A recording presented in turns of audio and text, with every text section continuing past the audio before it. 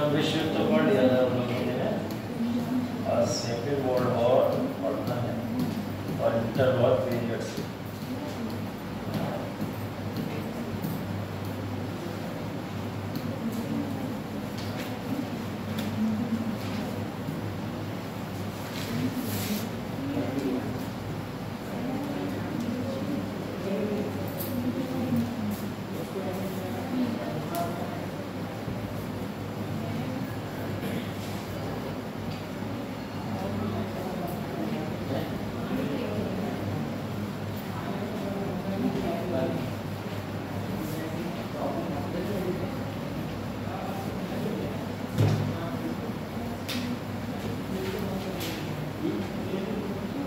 चलिए स्टार्ट करते हैं, लोग आते रहेंगे, हम लोग पढ़ना शुरू करते हैं।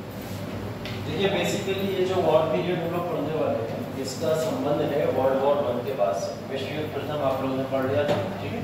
विश्व युद्ध प्रथम के बाद में आगे की कहानी, जिन लोगों ने विश्व युद्ध प्रथम पढ़ लिया उनको बहुत अच्छे से ये कहानी समझ आने वाली है। जिन्होंने नहीं पढ़ा कोशिश करूँगा शुरुआती तौर पर फिर से इसको लेकर चल, ठीक है। लेकिन वर्ल्ड वॉर 1 जरूर पढ़ लीजिएगा, बिना उसके ये टॉपिक अधूरा है। वर्ल्ड वॉर 1 खत्म हुआ था, हम सब बहुत अच्छे से जानते हैं कि बात चल रही होगी 1919 की अप्रॉक्स, है ना। 1918 में समाप्त हो गया था वर्ल्ड वॉर और 1919 के अंदर संधियां हो गई, है ना। कई सारी संधियां हुई थी और उन संधियों के बाद में यहाँ पर वर्ल्ड वॉर 1 समाप्त हो गया। संधियों में अगर 2 संधि की बात करूं मैं तो आपको एक याद होगी वर्साई की संधि, ठीक है। एक वर्साई की संधि के नाम से आप लोग जानते हैं, जिसके प्रभाव भारत के अंदर भी देखने को मिला। बहुत सारी चीजें यहाँ पे आपको देखने को मिलेंगी, ठीक है। जर्मनी के साथ में हुई और टर्की के साथ में हुई ये संधियां कुछ इंपॉर्टेंट संधियों के तौर पर काफी बड़ा कारण बनेंगी, जिसकी वजह से आगे विश्व युद्ध सेकेंड पीरियड होगा, ठीक है। तो ये वर्साई की संधि हो गई या फिर किसी भी तरीके की जो भी आगे संधियां हम लोग देखेंगे वो बहुत बड़ा कारण है। देखिए यहाँ पे हेडिंग ही पड़ी हुई है world war second, Hitler Germany में नाजीवाद का उदय, है ना। ये हेडिंग ही आपको देखने को मिल रही है। यहाँ पर 1919 के बाद में मैंने आपको एक कहानी सुनाई थी एडोल्फ हिटलर की। एक सिपाही था जो अपने घुटनों पे पड़ा हुआ था, है ना, और उसकी कहीं ना कहीं अंतरात्मा जागी और उसने क्या करा, जर्मनी को फिर से एक करने का पहल शुरू कर दिया, ठीक है। तो एडोल्फ हिटलर जो यहाँ पे हिटलर के नाम से जाना जाता है, हिटलर ने बेसिकली क्या करा था, फर्स्ट वर्ल्ड वॉर का बदला लेने के लिए ही यहाँ पर जर्मनी में नाजीवाद का उदय किया होगा, ठीक। ये बात यहाँ पे समझ आती है, ठीक। समय चल रहा है 1919 से लेकर 1939 तक का, ठीक है। अब इतने समय काल के अंदर जर्मनी किस तरीके से अपने आप को इन्वॉल्व करेगा, जर्मनी कैसे आगे बढ़ेगा और जर्मनी अगेन फिर एक बड़ा कारण कैसे बनेगा कि जिससे फिर से विश्व युद्ध शुरू हो जाएगा, ठीक। तो इसकी कहानी हम लोग को आज पढ़नी है प्रॉपर तरीके से, क्योंकि जर्मनी के ऊपर इतने सारे ऑब्लिगेशंस यहाँ पे लग गए थे या रोके लग गई थी कि जर्मनी अब अपने स्टेट के बाहर किसी भी तरीके का ना तो व्यापार कर सकता था, ना किसी स्टेट के ऊपर अपना अधिकार दिखा सकता था और ना ही किसी भी दूसरे स्टेट के साथ में अपने किसी तरीके के राजनीतिक संबंधों को आगे बढ़ा सकता था। तो जर्मनी के ऊपर इतने सारे बैन लगे क्यों, कारण वर्ल्ड वॉर प्रथम में उसका हारना, ठीक है। वर्ल्ड वॉर प्रथम में वो हारता है, हारने के बाद में यहाँ पे ऑर्गेनाइजेशन पीरियड होता है जिसका नाम था लीग ऑफ नेशंस, ठीक है। लीग ऑफ नेशन बना, लीग ऑफ नेशन तो इसलिए बनाया गया था तमाम दुनिया के देशों के बीच में एक शांति समझौता कराया जाए, जो आगे वॉर में इन्वॉल्व होते, वॉर में लड़ते हैं। लीग ऑफ नेशन ने आगे क्या करा, यहाँ पर यूएसए की पूरी तरीके से डिक्टेटरशिप देखी गई, ठीक। जो देश जीते, कौन कौन जीता था उस समय वर्ल्ड वॉर 1 में, यूएस, ब्रिटेन और फ्रांस, ठीक है। रशिया तो हम नहीं मानेंगे, क्यों नहीं मानेंगे, क्योंकि 17 में वो अपने आप को बाहर करके चला गया, तो उसे विजयी देशों में नहीं काउंट किया जाता। तो जितने भी देश विजयी हुए उन देशों ने क्या करा, लीग ऑफ नेशन को अपने हत्थे में ले लिया, जिसका यूएस क्या बन गया, लीडर बन गया, ठीक है।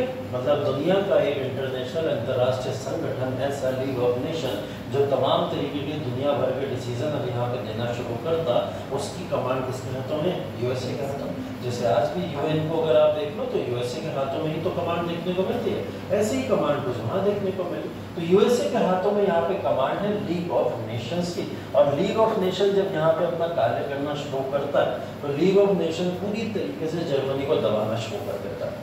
हर तरीके के टॉर्चर, एक्सप्लॉयटेशन जर्मनी के साथ होना शुरू हो जाते हैं। लेकिन एक इंसान कब तक किसी तरीके की टॉर्चर या एक्सप्लॉयटेशन बर्दाश्त करेगा, या एक देश कब तक बर्दाश्त करेगा?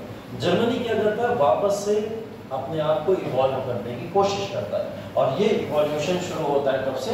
1919 से। 1919 से वापस से इवोल्यूशन शुरू होता है जर्मनी का, जो एक पूरी तरीके से अब नकारात्मक शक्तियों की तरह बन चुका था, जिसके ऊपर कोई ध्यान नहीं देता था।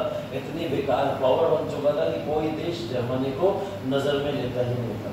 उस जर्मनी का उदय किसके फेज में माना जाता है? हिटलर के फेज में माना जाता है।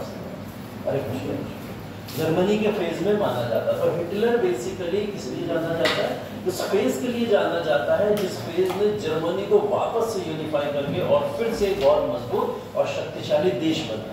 ठीक है, यहाँ हम लोग बात कर रहे हैं, जो अभी हम बात कर रहे हैं वर्ल्ड वॉर 2 से पहले की बात कर रहे हैं। वर्ल्ड वॉर 2 से पहले का समयकाल 1919 से लेकर 1939, ठीक है, जिसको इंटर वॉर पीरियड्स कहते हैं। ठीक, मतलब ये पूरी तरीके से युद्ध के बीच का फेज है 1919 से 39 तक। इस 1919 से 39 के बीच में दो शक्तियां पूरी दुनिया में उदय लेती हैं, और इन सब के नाम से आप बखूबी परिचित हो। एक एडोल्फ हिटलर की बात करते हैं और एक मसोलिनी की बात करते हैं। मसोलिनी और एडोल्फ हिटलर, यहाँ जहाँ जर्मनी में हिटलर जन्म ले रहा था और तेजी से आगे बढ़ रहा था, वहीं सेम इसी समय इटली के अंदर मसोलिनी आगे बढ़ रहा है। दोनों सेम विचारधारा के व्यक्ति, दोनों उसी फिलॉसफी को मानते हैं कि कम्युनिज्म की विचारधारा या किसी तरीके की विचारधारा को कैसे रोकना है। ये कम्युनिज्म की विचारधारा के अगेंस्ट वाले लोग हैं, ध्यान रखिएगा।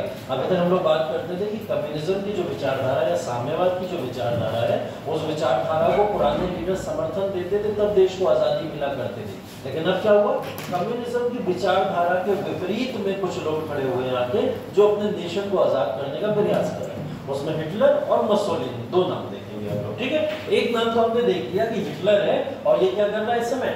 ये इस समय अपने देश को मजबूत करने की कोशिश कर रहा है, देश को और स्ट्रॉन्ग करने की कोशिश कर रहा है। ये धीरे धीरे उन कमियों को ढूंढता है जिन कमियों की वजह से वर्ल्ड वॉर 1 आ रही है।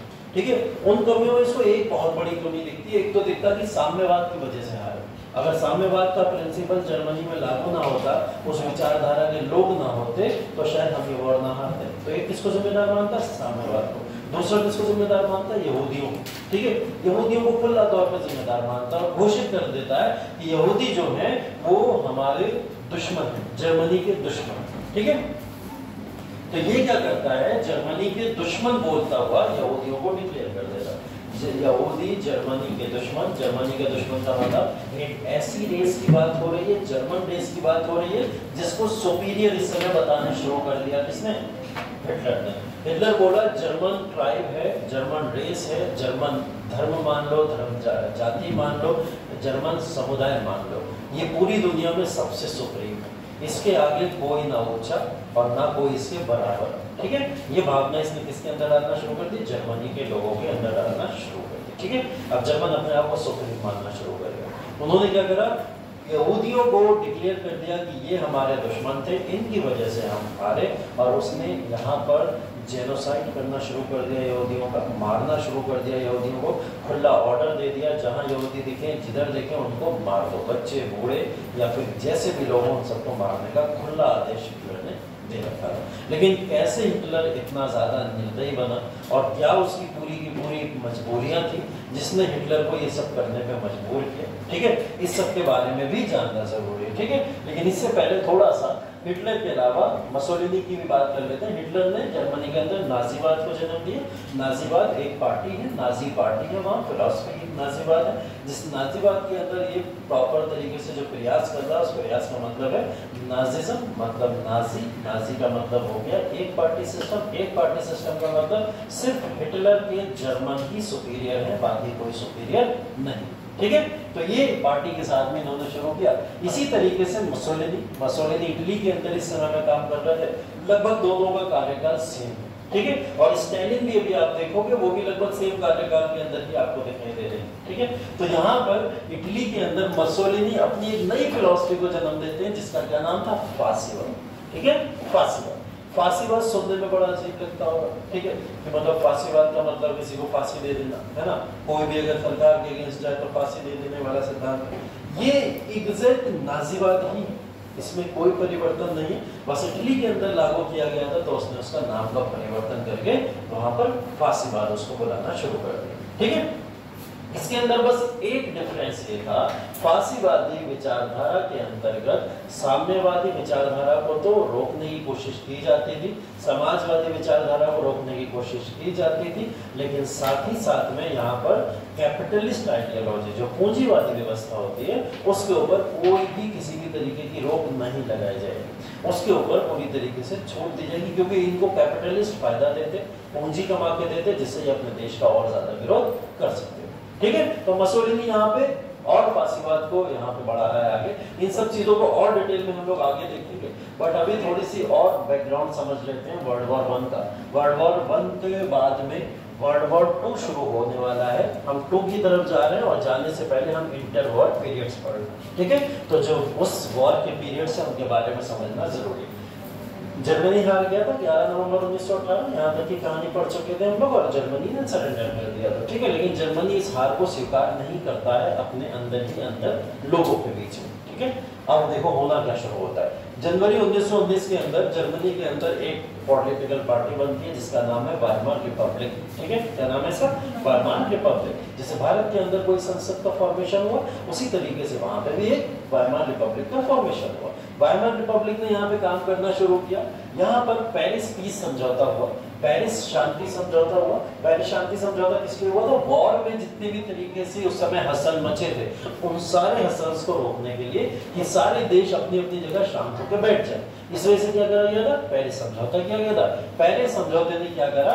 सॉल्यूशन ढूंढना शुरू करा कि ये वर्ल्ड वॉर तो समाप्त हो गया, अब वर्ल्ड वॉर के बाद क्या करें, अब वर्ल्ड वॉर के आगे के एलिमेंट्स क्या है। तो वर्ल्ड वॉर के आगे के एलिमेंट्स को ढूंढने की कोशिश की। ठीक है, अब देखिए एलिमेंट्स ढूंढने के लिए क्या किया गया। यहाँ पर वुडरो विल्सन जो उस समय यूएसए के राष्ट्रपति थे, ठीक है, यही तो थे वुडरो विल्सन जब वर्ल्ड वॉर 1 की हम लोग बात करते हैं। तो वुडरो विल्सन उस समय जो राष्ट्रपति थे वर्ल्ड वॉर 1 के समय यूएसए के, उन्होंने इस समय में क्या बोला? उन्होंने बोला कि मेरे अगर 14 सूत्री फॉर्मूले को मान लिया जाए तो वर्ल्ड वॉर 1 के समय में जितनी भी समस्याएं उत्पन्न हुई थी वो तो सब समाप्त हो जाएंगी और आगे इस तरीके का कोई वॉर भी क्रिएट नहीं होगा, है ना। तो इन्होंने अपने 14 सूत्री फॉर्मूले दिए, ऐसे ही जैसे भारत के अंदर जिन्ना के 14 सूत्री फॉर्मूले, है ना, और ऐसे भारत के अंदर कई सारे अलग अलग क्लॉजेस आते रहे। इन्होंने विश्व के लिए 14 सूत्री फॉर्मूले लिए। विश्व युद्ध प्रथम के समाप्त होने के बाद कौन सी संधियों पे साइन होना चाहिए उसकी बात है। ठीक है, एक एक करके समझ लेते हैं, बहुत ज्यादा डिटेल में नहीं जाना है। पहले तो इन्होंने बोला ओपन डिप्लोमेसी। डिप्लोमेसी का मतलब अगर कोई भी किसी भी तरीके का कोई भी डिप्लोमेसी करने की कोशिश करता है, एक देश दूसरे देश के साथ में ओपनली करे, है ना, किसी पे कोई रुकावट नहीं होना चाहिए। फ्रांस अगर रशिया के साथ में व्यापार के अच्छे संबंध बनाना चाहता बनाए, किसी को कोई दिक्कत नहीं, लेकिन छुप छुप के ना बनाए।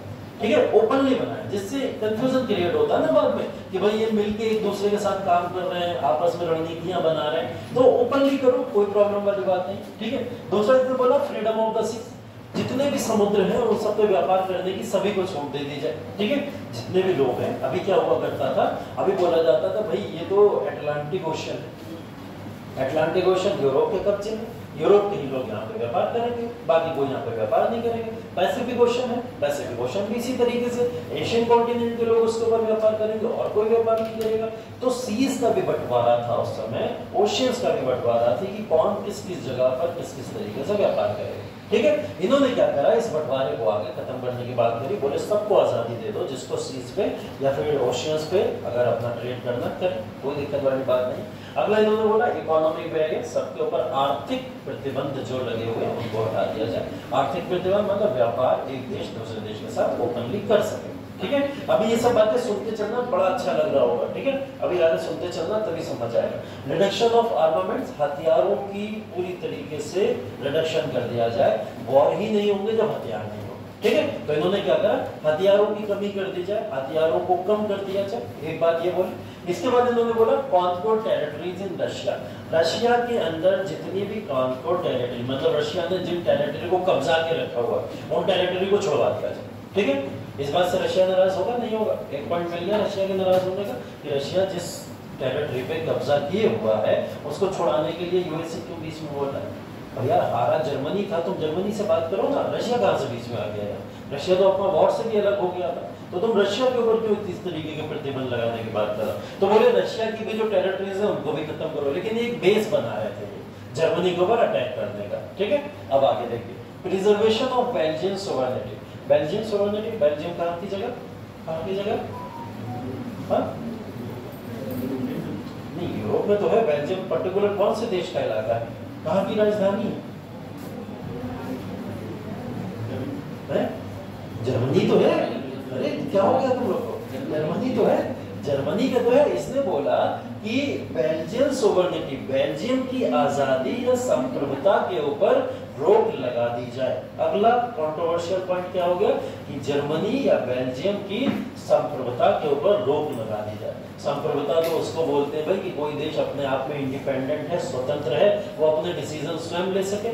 इन्होंने उसको पर रोक लगा दी, मतलब अब इनके डिसीजन कौन लेगा? लीग ऑफ नेशन जो बैठा हुआ वो वहां पे डिसीजन लिया करेगा बैठे। तो ये तो बेल्जियम या कहीं ना कहीं जर्मनी के ऊपर पूरी तरीके से अटैक है। ठीक, उसके बाद में restoration of French territory. French territory जो भी जर्मनी छीन छीन के इधर लेके गया था वो सारी वापस करी जाए। किसको? वापस से फ्रांस को वापस कर दिया जाए जो उसका छीना गया। ठीक है, division of Austria Hungary empire, Austria और हंगरी एम्पायर का डिवीजन कर दिया जाए। बड़ा एम्पायर था ऑस्ट्रिया हंगरी, हम बात कर रहे थे, यहीं से बवाल शुरू हुआ था, यहीं के राजा को मारा गया था, तब जाके वर्ल्ड वॉर शुरू हुआ था। और ऑस्ट्रिया हंगरी किसकी तरफ था? जर्मनी की तरफ था, तो इसको इस बात की सजा तो भुगतनी पड़ेगी, है ना? क्या करा गया? ऑस्ट्रिया हंगरी एम्पायर को डिवीजन करने की बात कर दी गई और बाद में हुआ भी डिवीजन। ठीक है, आप देखोगे अगर यूगोस्लाविया, चेकोस्लोवाकिया, ये सब जो कंट्रीज बने इसी से टूट के बने बात। ठीक है, तो इसका डिवीजन कर दिया गया। ठीक, इसके बाद में बाल्कन बॉन्डीज को फिर से ड्रॉ कर दिया जाए। बाल्कन बॉन्डीज की बात हो रही है तो हम लोग बात कर रहे हैं, तो आपको याद होगा रोमानिया का इलाका जो हो गया, बोस्वाना का इलाका जो हो गया, है ना, उधर की जो हम लोग पर्टिकुलर साउथ की टेरिटरी कुछ देखे थे, हमने कहा था कि याद रखिएगा बाल्कन कंट्रीज की बात होती रहती है वर्ल्ड वॉर में। तो बोले बाल्कन कंट्री जो टूट टूट के इधर उधर सब चली गई थी उन सबको वापस से यूनाइट कर दिया जाए। ठीक है, फिर उसके बाद में टर्की के ऊपर लिमिटेशन लगा दी जाए। टर्की भी किसकी तरफ है? टर्की का मतलब ध्यान रखिए ऑटोमन एम्पायर की बात हो रही है। किसकी बात हो रही है? Ottoman empire. ऑटोमन एम्पायर के ऊपर भी कई सारे प्रतिबंध लगाने की यहाँ पे बात शुरू हो। ठीक है, ऑटोमन एम्पायर में प्रतिबंध के बाद में यहाँ पर बोला गया इंडिपेंडेंट पोलैंड का फॉर्मेशन होना चाहिए। ठीक है, एक देश बने जिसका नाम पोलैंड होगा और वो इंडिपेंडेंट और स्वतंत्र होगा। ठीक है, ये देश किससे टूट के बना? जर्मनी से। जर्मनी से टूट के क्या बना? पोलैंड। और आप ध्यान रखिएगा इसका नाम, क्योंकि ये बहुत बड़ा कारण बनेगा विश्व युद्ध सेकंड के लिए। ठीक है, पोलैंड जर्मनी से तोड़ के बनाया गया। ठीक है, और पोलैंड को बनाने के बाद में कैसे विश्व छिड़ गया अभी आगे बात करेंगे। और creation of association of nation, इसी लीग ऑफ नेशन को यहाँ पर एक संस्था के तौर पर बना दिया। ये तो होगा। तो देखिए ये 14 पॉइंट है, इन 14 पॉइंट में मिली जुली हमें यहाँ पर देखने को बातें मिली। एक तो चलो शुरू में ट्रेड, व्यापार, ये सब बातें अच्छी दिखाई दे रही हैं, लेकिन बाद में टर्की के ऊपर, जर्मनी के ऊपर, ऑस्ट्रिया हंगरी के ऊपर, सब के ऊपर इन्होंने क्या करा? बैन लगाना शुरू कर। ठीक है, तो ये 14 सूत्री फॉर्मूले इनके माने जाए, इसके लिए इन्होंने बोला कि चलो मेरे सारे फॉर्मूले माने जाए। इसके लिए इन्होंने क्या करा? यहाँ पर एक मीटिंग बुलाई थी। ठीक है, यही है पेरिस कॉन्फ्रेंस या पेरिस जो समझौता हम लोग अभी बात कर रहे थे। इस मीटिंग के अंदर 4 देश आए। ठीक है, 4 देश आए। 4 देशों की बात की जाए, 3 तो हमें विजयी देश दिखाई देते हैं। कौन कौन से? एक फ्रांस दिखाई देता है, ठीक है, एक यूके दिखाई देता है, एक यूएसए दिखाई देता है। चौथा देश जो आपको याद होगा वर्ल्ड वॉर 1 में लास्ट में जाके जुड़ गया था, कौन था वो? इन लोगों की तरफ चौथा देश जो बाद में जाके जुड़ गया था, कौन था वो? वैसे तो हमने काउंट कर लिया। हाँ, इटली, एग्जैक्टली, गुड। इटली जाके जुड़ गया था ना इनकी तरफ। इटली के ऊपर भाई पॉइजनस गैसेस छोड़ दी थी ना जर्मनी ने, तो वो नाराज होकर इनकी तरफ जुड़ गया था जाके, याद होगा, है ना? तो इटली के भी देश यहाँ पर आके इस समझौते में बैठे। पहले समझौता हुआ फ्रांस, यूके, यूएसए और इटली। ये 4 कंट्री, चारों विजयी नेशन थे जो वर्ल्ड वॉर 1 में बैठे थे। उन्होंने बैठ के समझौता किया और इस समझौते के अंदर वुडरो विल्सन के जो 14 सूत्री फॉर्मूले थे, उन फॉर्मूलों के ऊपर यहाँ पर चर्चा की गई।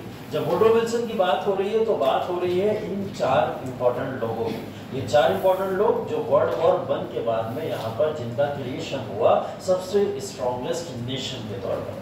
ठीक है। हम बात कर रहे हैं बार बार, फिर से याद रखिएगा, वुडरो विल्सन यूनाइटेड स्टेट, जिन्होंने अभी 14 सूत्रीय फॉर्मूले दिए, जिनको भी हमने पूरा पीछे डिस्कस किया। ठीक है। उसके बाद में हम बात कर रहे हैं लियोर्ड जॉर्ज की, जो ग्रेट ब्रिटेन के इस समय लीडर थे सबसे बड़े।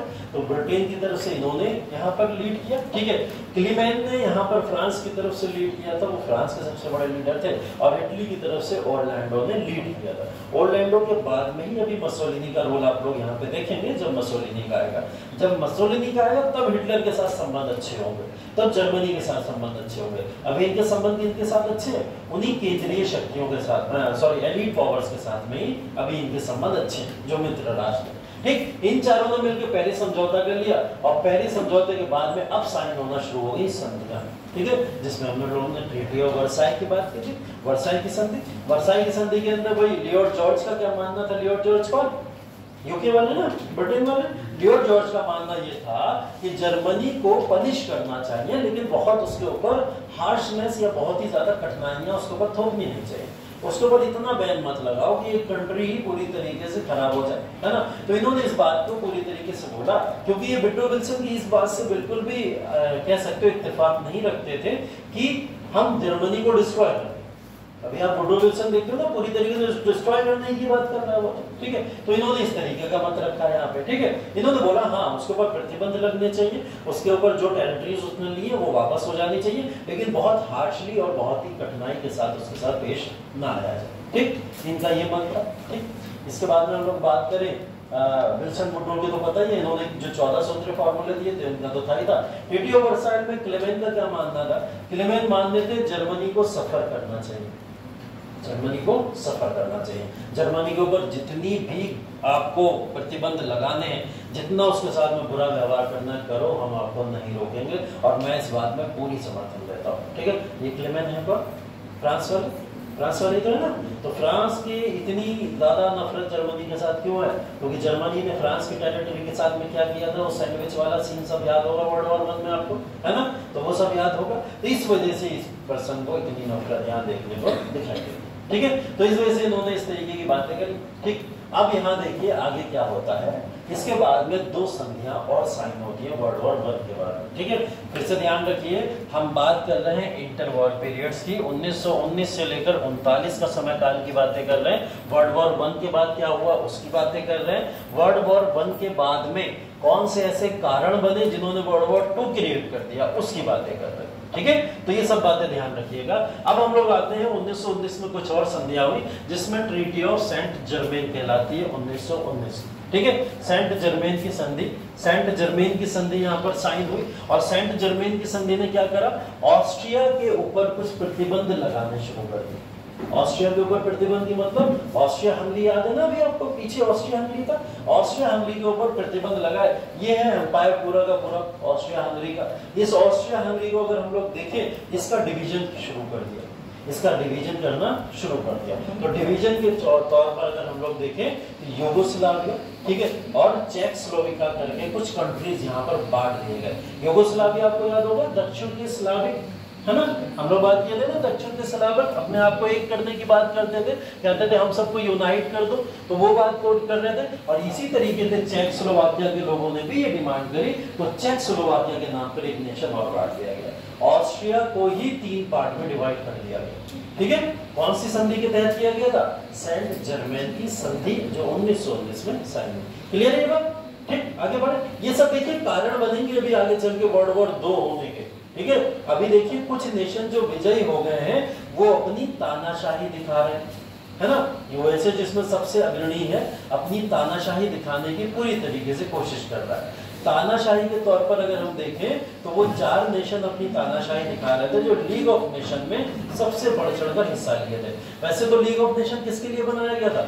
दुनिया के सभी देशों के लिए, है ना। लेकिन उसके अंदर पूरी तरीके से अपना प्रभाव या प्रभुत्व किसका दिखाई देता है? जो वर्ल्ड वॉर 1 में जीते, है ना। तो जो वर्ल्ड वॉर 1 में जीते ऐसे लोग, और उनमें भी यूएसए सबसे ज्यादा अपना प्रभाव दिखाता है, ऐसे नेशंस के कारण ही वर्ल्ड वॉर 2 हुआ होगा। तो ऑस्ट्रिया के ऊपर इस तरीके के प्रतिबंध। उसके बाद में आगे देखें हम लोग, ट्रीटी ऑफ न्यूले साइन होती है। ट्रीटी ऑफ न्यूले इसके साथ में बुल्गारिया के साथ में, बुल्गारिया याद होगा आपको, याद होगा जब हम वर्ल्ड वॉर 1 में मैप की बात कर रहे थे, बुल्गारिया भी एक नेशन था जो ऑस्ट्रिया हंगरी के आसपास का इलाका था। ये भी तो सब उसी में थे ना, बाल्कन वाल्कन वाले इलाके के अंदर। इन्होंने क्या करा, बुल्गारिया नेशन के साथ में ये वाली संधि साइन कर दी, ठीक है। और क्या करा, जो बुल्गारिया के एरिया थे उसको भी बांटना शुरू कर दिया, और बुल्गारिया के एरिया को कुछ यूगोस्लाविया को दे दिया, कुछ चेकोस्लोवाकिया को दे दिया, और ऐसे करके इन्होंने बुल्गारिया के नेशन को भी थोड़ा बहुत बांटना शुरू कर दिया। हालांकि एक मदद भी करी कि बुल्गारिया को टर्की में जो कैप्चरिंग थी, टर्की के बाद में जो बुल्गारिया का क्षेत्र था वो उसको वापस भी दिला दिया, ठीक है। तो ये होना शुरू हो गया इस पूरे समय के अंदर। इसको क्या बोला जाता है, ट्रीटी ऑफ न्यूली, न्यूली की संधि इसको बोला जाता है, ठीक है। तो ये दो संधि हमें याद रखनी है, जर्मेन की संधि और न्यूली की संधि, जिसके तहत यहाँ पर एक बहुत बड़ा परिवर्तन दिखाई दिया। देखो, आप दुनिया के देशों के साथ में किसी भी तरीके का कोई सलूक कर लो, वो किसी भी तरीके का आपके अगेंस्ट में खड़े जरूर होंगे, वॉर क्रिएट नहीं करेंगे, ठीक है। जैसे रशिया यूएसए के बीच में बहुत बड़ा कोल्ड वॉर चलता रहता है ना, बातों में चलता रहता है, आपस में लड़ाई दंगे हैं, बहुत कुछ है, लेकिन एक दूसरे पे कभी अटैक करते हुए दिखाई नहीं देते ना अभी तक। क्यों नहीं देते? इसका एक कारण सिर्फ है, वो कारण ये है कि अभी यूएसए जाकर रशिया की किसी बाउंड्री को कैप्चर नहीं कर रहा, उसकी बाउंड्री छीन नहीं कर, लेकिन आपने जैसे ही किसी की बाउंड्री छीनी, किसी की टेरिटरी छीनी, उसके बाद में युद्ध होना तय है। यूक्रेन देख लो, छोटा सा नेशन, उसकी अगर छोटी सी बाउंड्री आपने छीनने की कोशिश करी, रशिया जैसे इतने बड़े प्रांत से लड़ गया, ठीक है। और इस समय में फिलिस्तीन को भी देख लो, इजराइल के सामने बहुत कमजोर शक्ति है ना, लेकिन उसके बाद में भी इजराइल के सामने खड़ा हुआ, पूरी तरीके से लड़ा। तो यहाँ वॉर किसका है? टेरिटरी का, जमीन का वॉर है, लैंड का वॉर है। वो अपनी जमीन किसी को कोई नहीं देना चाहता, सिंपल सी बात है। और यहाँ पे आप उनकी जमीनें छीन के दूसरे देशों में बांट रहे हो, सैंडविच बना दिया गया, थोड़ा तुम ले लो, थोड़ा तुम ले लो, थोड़ा तुम ले लो, ऐसे सैंडविच की तरह बांटा गया था इन देशों को, जैसे कल समोसे बटे, ठीक है। चलो, उसके बाद में आगे आने के बाद में अगर हम लोग देखें कि ये संधि किस तरीके और किस मोड़ पे गई, तो हमको यहाँ पे एक और संधि याद आती है जिसका नाम था ट्रायनन की संधि। ट्रायनन की संधि की बात करें, इस संधि को किया गया था हंगरी के साथ में। ऑस्ट्रिया और हंगरी को तो अलग अलग कर दिया, अभी हमने देखा ऑस्ट्रिया के 3 पार्ट बना दिए गए अलग अलग करके, और ऐसे ही हंगरी को भी एक अलग नेशन बना दिया गया था।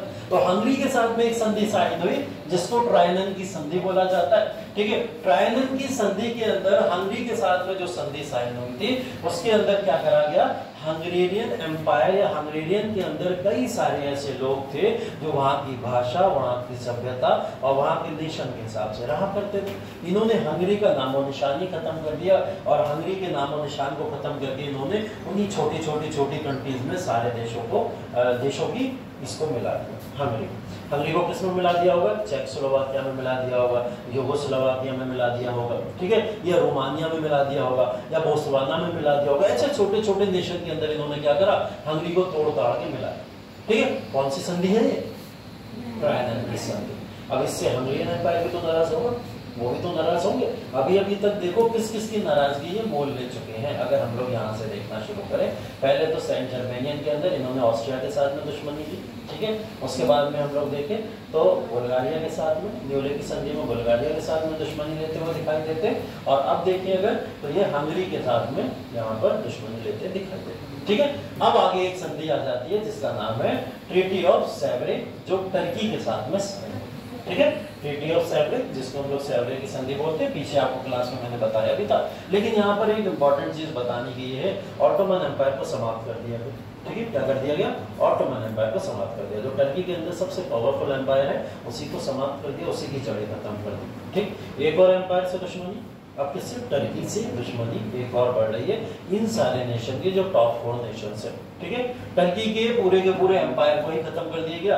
इवन मिडिल ईस्ट को बांट दिया गया कई इलाकों के अंदर। टर्की आज के समय में जो आपको टर्की दिखता है सिर्फ इतना थोड़ी था, जितने तान नेशन दिखते हैं ना आपको, तुर्कमेनिस्तान, अजरबैजान या फिर ऐसे जितने भी नेशन दिखते हैं, ये सब पार्ट ऑफ ऑटोमन एम्पायर थे और पार्ट ऑफ टर्की हुआ करते थे। आज के समय में इतने छोटे छोटे जो टुकड़े हुए, ये सब क्यों हुए थे? इसी सेवरे की संधि की वजह से हुए थे। अब सोचिए इतने बड़े एम्पायर को इतने टुकड़ों में विभाजित कर दिया गया।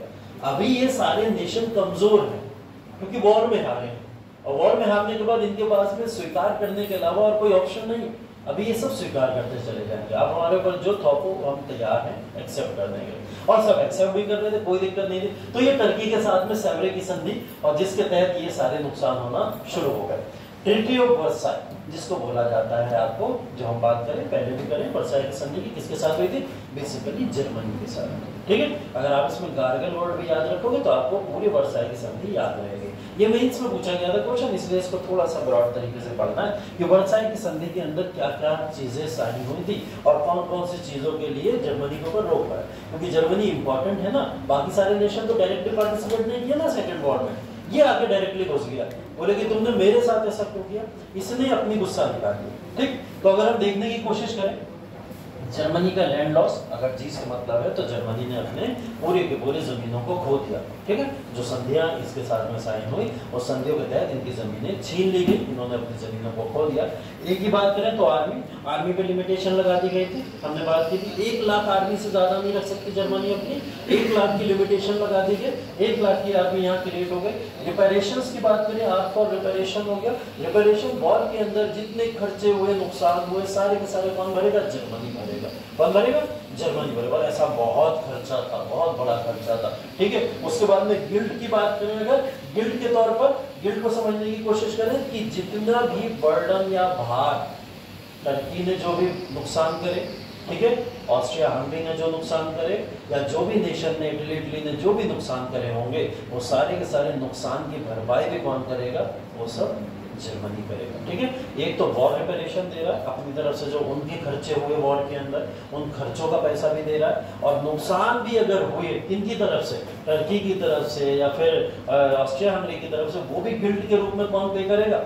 जर्मनी पे करेगा। ठीक है, अत्याचार है, साफ साफ दिखाई दे रहा है। ठीक है, इसके बाद में लीग ऑफ नेशन, वर्साई की संधि में ही लीग ऑफ नेशन बना। ठीक है, इसी संधि में। ठीक, इसके बाद में एक्स्ट्रास की अगर बात करें तो एक्स्ट्रास में आप मान लीजिए कि टर्की वर्की के साथ में या ऑस्ट्रिया हंगरी के साथ में कुछ अलग संधियां साइन हुई थी, जिनका आप ऊपर वर्णन देख चुके। ठीक है, तो ये गार्गल के तौर पर आप ट्रीटी ऑफ वर्साई को याद रख सकते हो। ठीक, चलिए आगे बढ़ते हैं।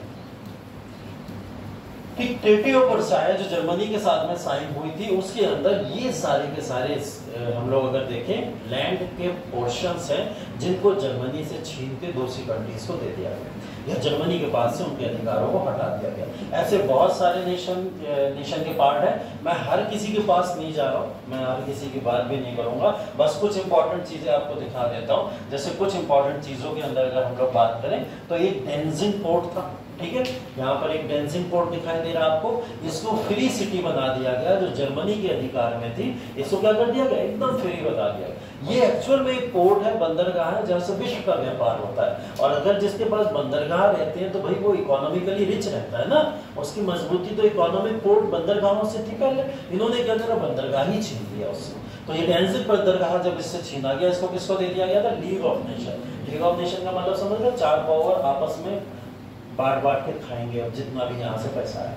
ठीक है, तो ये छीन लिया। एक इंपॉर्टेंट यहाँ पे कारण ये है जिसकी वजह से वॉर का एक अगला सीन आपको क्रिएट होता दिखाई देगा। ठीक है, उसके अलावा आप देखोगे यहाँ पे कि शेल्सविक का जो इलाका था, शेल्सविक का जो इलाका था वो किसको दे दिया गया? डेनमार्क को दे दिया गया। शेल्सविक का इलाका डेनमार्क को दे दिया गया। एक इंपॉर्टेंट कारण ये भी है। तीसरा इंपॉर्टेंट कारण, वेस्ट पर्शिया और पोजेन का इलाका पोलैंड को दे दिया गया। ठीक है, ये 3 याद रखिएगा, बस बाकी याद रहे ना रहे कोई चिंता वाली बात नहीं है, बस ये 3 याद रखिए, क्योंकि ये सेकंड वर्ल्ड वॉर के कारण बनेंगे।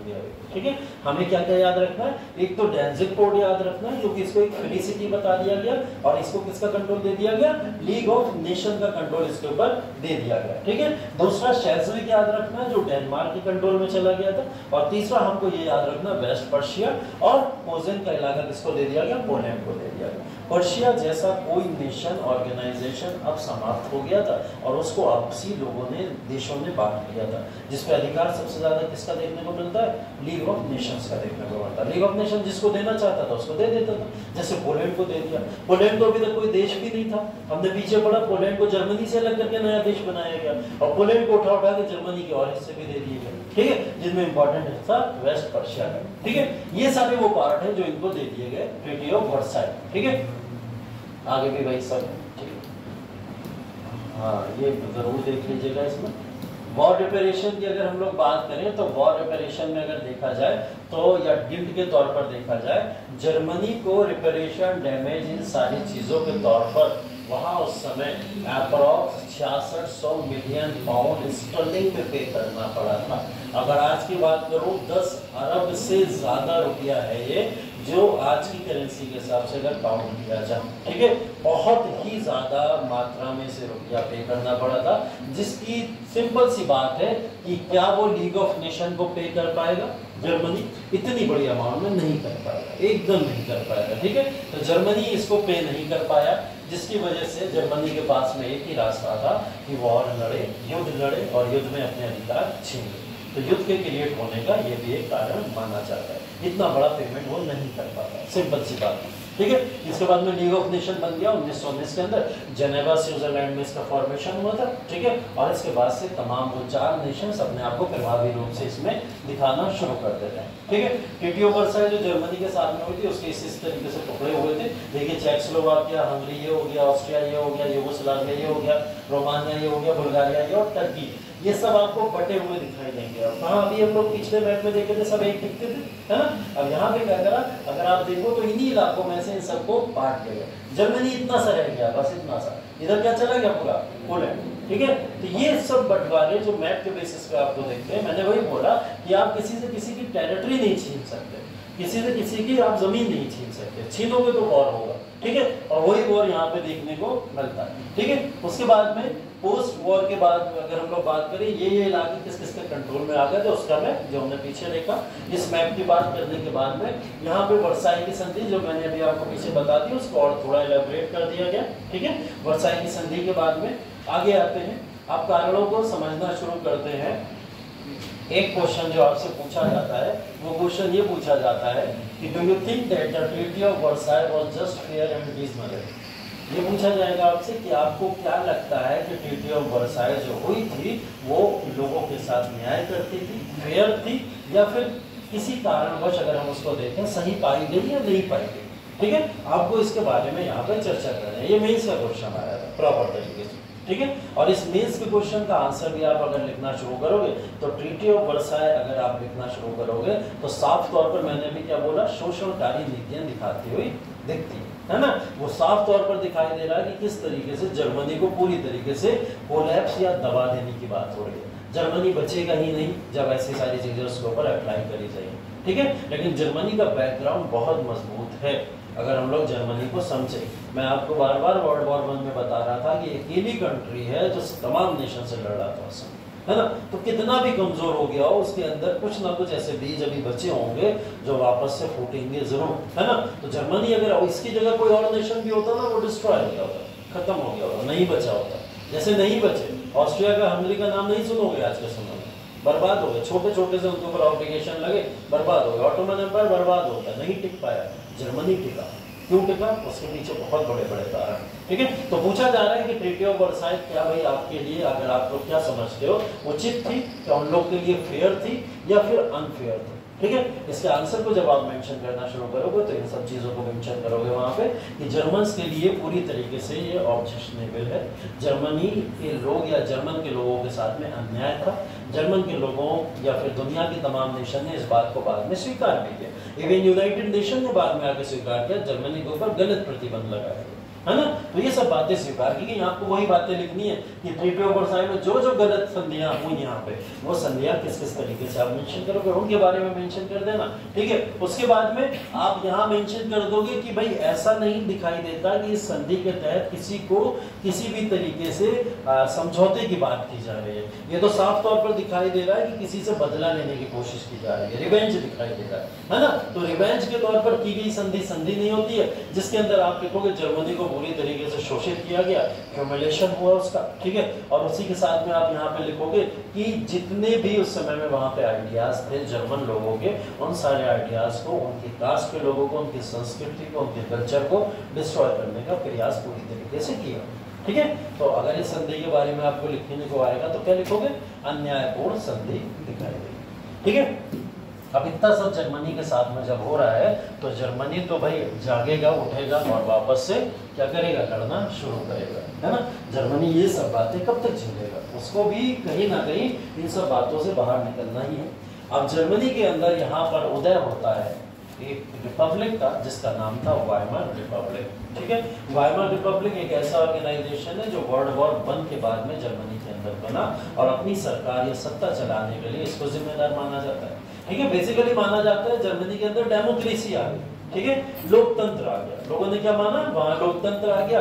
रिपब्लिक वर्ड ही आपको दिखाई दे रहा है, वाइमर रिपब्लिक एक ऑर्गेनाइजेशन है जिसने क्या करा, रिपब्लिक या डेमोक्रेसी को लाके वहां पे चलाना शुरू कर दिया। और डेमोक्रेटाइजेशन जैसे ही हुआ, इस डेमोक्रेटाइजेशन से कैसे नाजीवाद की तरफ जर्मनी गया, अब वो फेस देखना जरूरी है। क्योंकि वाइमर रिपब्लिक यहाँ आया जरूर था लेकिन जर्मनी के लोगों के अनुसार कार्य करने में असक्षम था, ये भी हमें बात ध्यान रखनी पड़ेगी, ठीक है। जर्मनी के लोग तो क्या चाहते थे, हमारे साथ बहुत अन्याय हुआ है, बुरा हुआ है, बदला लो, ये तो चाहते हैं जर्मनी के लोग। जर्मनी बदला चाहता है, जर्मनी के लोग चाहते हैं बदला लो। लेकिन यहाँ के वाइमर रिपब्लिक के लोगों ने जो तरीका अपनाया वो तरीका बड़ा उदारवादी तरीका था, वो तरीका बड़ा शांति समझौते वाला तरीका था। उन्होंने बोला शांति से रहो यार, क्यों फालतू में टसर में पड़ना, सुकून से जिंदगी काटे, है ना। तो ये कौन मानता था, वाइमर रिपब्लिक के लोग मानते थे। लेकिन इतना जर्मनी के लोगों के लिए होना संतुष्ट नहीं था। ये सिंबल जहां दिखाई दे समझ जाओ वाइमर रिपब्लिक का।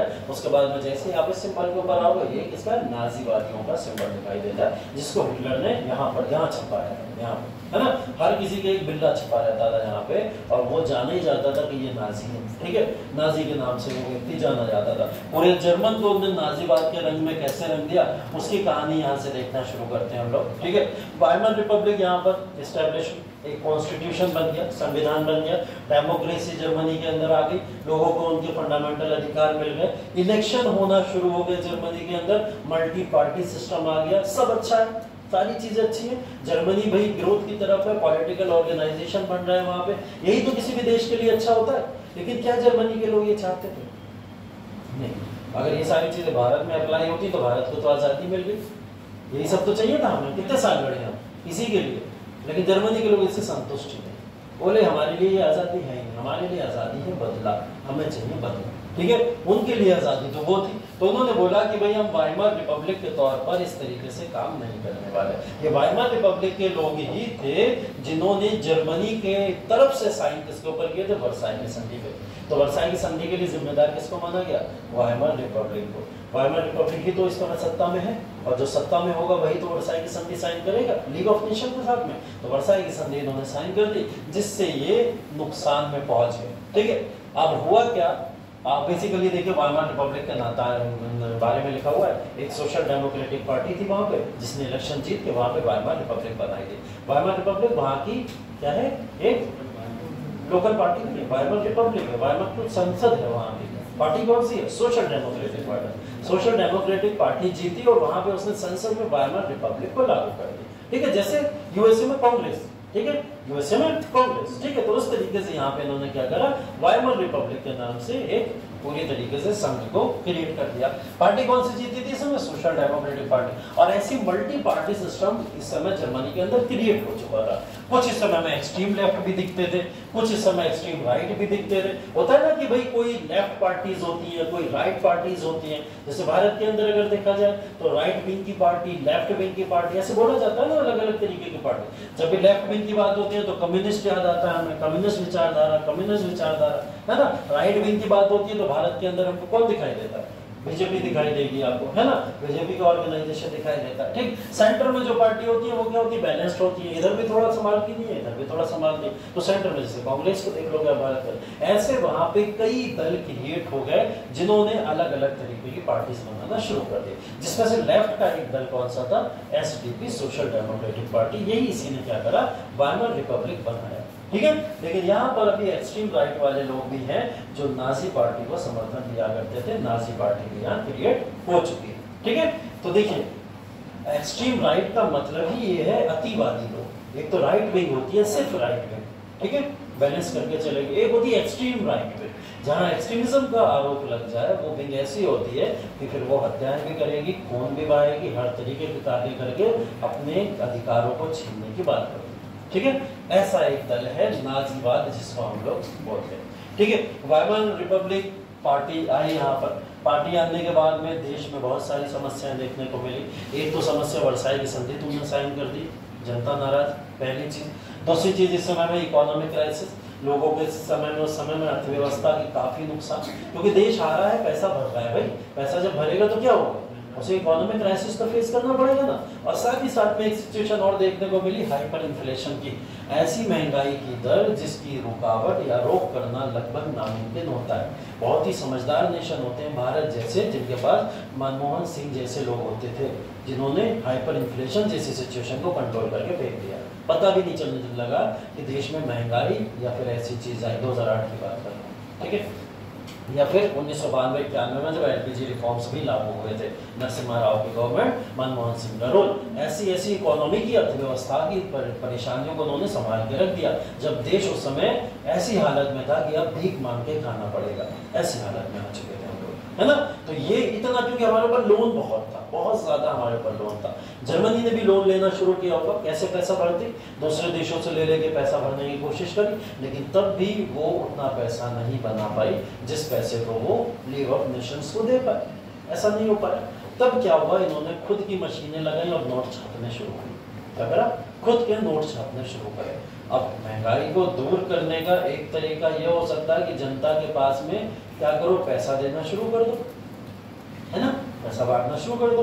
अगर सबके पास में बराबर बराबर बराबर पैसा आ जाएगा तो ऐसा समझा जाता है कि महंगाई खत्म हो जाएगी, समझा जाता है ना ऐसा, है भी। अगर आपके पास में, अगर आपको लग रहा है मेरे पास 10 रुपए, बगल वाले के पास में 50 रुपए, वो तो भाई 50 रुपए का सामान खरीद लेगा जाके, क्योंकि 50 रुपए में मिल रहा है, मेरे पास तो 10 ही रुपए। तो अगर आपको भी मैं 50 दे दूं, आप भी जाके वो सामान खरीद लोगे ना 50 रुपए वाला, है। तो क्या होगा कि महंगाई का स्तर लगभग सबके लिए बराबर हो जाएगा, ठीक है। तो ऐसा लगेगा, ऐसा सुनने में बड़ा लगता है कि भाई नोट छाप दो, महंगाई खत्म हो गई, गरीबी खत्म हो गई, रोजगार मिलना शुरू हो गया सबको, ये सुनने में लगता है। एक्चुअल एकदम रिवर्स है, एकदम अपोजिट है। एक्चुअल में क्या होता है, आपने नोट छापना शुरू करे, जिस व्यक्ति के पास 50 रुपए थे, अब जिसके पास 10 रुपए थे उसको भी 50 मिल जाएंगे। अब सबको 50-50 मिल जाएंगे, तो जो प्रोडक्ट 50 का बिकता था वो प्रोडक्ट अब 80 रुपए का हो जाएगा। बोले सबके पास तो 50-50 है, ठीक है, तो क्या होगा, वो प्रोडक्ट 80 का हो जाएगा।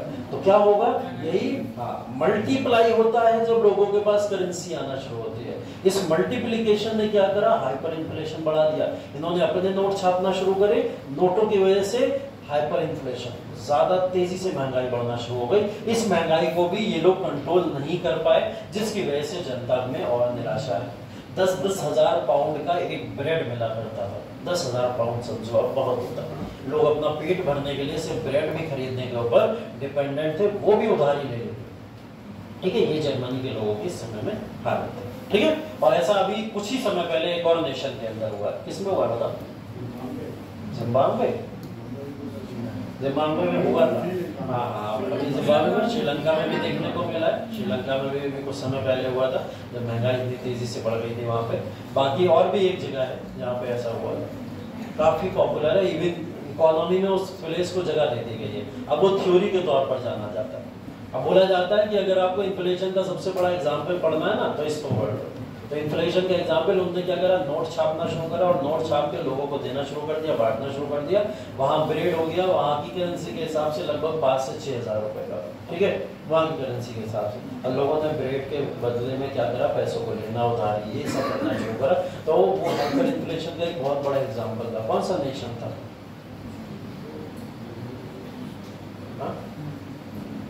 किसी को याद, देख के बताना। वैसे मुझे साउथ अफ्रीकन नेशन में कोई नेशन याद आ रहा है, ठीक है, सूडान आई थिंक, ठीक है, मुझे शायद सूडान भी याद आ रहा है। सूडान ही है ना, हाँ सूडान। तो सूडान के अंदर ऐसा हुआ था, सूडान में इस तरीके की चीज हुई थी और वहाँ पे ऐसी बन गई थी महंगाई की, उनको पूरी तरीके से इतना कर्जा लेना पड़ा कि सूडान आज तक उस कर्जे से बाहर नहीं आ पाया, है ना। तो ऐसी प्रॉब्लम आज के समय में भी देखने को मिलती है, ऐसा नहीं पुराने समय की थी, ठीक है। फिलहाल ये हुआ कि जर्मनी के लोग अब वाइमर रिपब्लिक से परेशान हैं। हमने बोला बहुत सारा कर्जा था जो इन्हें लीग ऑफ नेशन को देना था। इनको लगभग अगर माना जाए $37 बिलियन जो इन्होंने वॉर में खर्चा किया था, उस खर्चे को निकालना था इन्हें। अपने देश के ही लोगों से निकालना था, लेकिन ये लोग अपने देश से कितना निकाल पाए, $1.5 बिलियन। मतलब अभी भी लगभग $34 बिलियन का इनके ऊपर कर्जा बाकी है। तो ऐसी गवर्नमेंट को कौन पसंद करेगा, खुद सोचिए आप, जिसके ऊपर कर्जे भी हैं, देश भी बुरी स्थिति में जा रहा है, परेशान है, और ऊपर से बोल क्या रही है, हम किसी से बदला नहीं लेंगे, हम शांत बैठे रहना चाहते हैं। ऐसे नेशन को कोई भी उसके पब्लिक पसंद नहीं करती, ठीक है। तो इन्होंने क्या करा, यहाँ पर इस तरीके की जब चीजें बढ़ना शुरू हुई तो यहाँ पे क्या हुआ, अलग अलग तरीके से पूरे यूरोप के अंदर बहुत सारी इस समय में आप देखोगे विचारधाराओं ने जन्म लेना शुरू कर दिया। उन विचारधाराओं में बहुत इंपॉर्टेंट विचारधारा थी, वो थी कम्युनिज्म। कम्युनिज्म ने पूरे यूरोप में इस समय में अपने पैर पसार लिए थे। जैसे हम रशिया, चाइना में इस समय कम्युनिज्म देखते हैं ना, वो लिमिटेड दिखाई देता है ना, वैसे लगभग पूरे यूरोप में कम्युनिज्म फैल गया था। इस कम्युनिज्म को फैल के रोकने का कारण, इसको रोकना भी बहुत जरूरी था, क्योंकि अगर इसे रोकते नहीं तो सभी देश आज के समय में कम्युनिस्ट विचारधारा वाले होते और कैपिटलिस्ट खत्म हो जाता। कैपिटलिस्ट पूंजीवादी लोग खत्म हो जाते, फिर आप जियो भी नहीं चला पाते, रिलायंस भी नहीं चला पाते, है ना। तो कैपिटलिस्ट विचारधारा ही खत्म हो जाती, वो पूंजीवादी वर्ग ही खत्म हो जाता, एंटरप्रेन्योर खत्म हो जाते, बिजनेस मॉडल्स खत्म हो जाते, है ना। फिर ना आपको फेसबुक देखने को मिलता, ना आईफोन देखने को मिलता, कुछ नहीं दिखाई देता, क्योंकि पूंजीवादी वर्ग ही खत्म कर दिया जाता अगर ये कम्युनिस्ट विचारधारा आगे हो जाती, ठीक है। तो टेक्नोलॉजी को आगे बढ़ाने के लिए कम्युनिस्ट नहीं साथ देते, कौन देता है, पूंजीवादी कैपिटलिस्ट साथ देते हैं। तो वो हमें टेक्नोलॉजी का डेवलपमेंट नहीं देखता। इससे लगभग यूरोप के सभी देश डर भी गए, खास करके अमेरिका।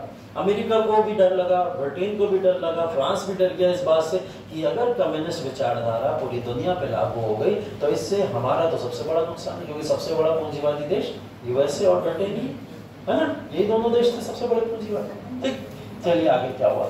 पॉलिटिकल क्राइसिस हुई जर्मनी के अंदर। पॉलिटिकल क्राइसिस के बाद में यहाँ पर लोग अपना मसीहा ढूंढ ही रहे थे कि उसको कोई ईश्वर मिल जाए, कोई मसीहा मिल जाए, ऐसा व्यक्ति मिल जाए जो इन सब से लड़ने में हमारे साथ दे। ये सब सिचुएशन क्रिएट हो चुकी है।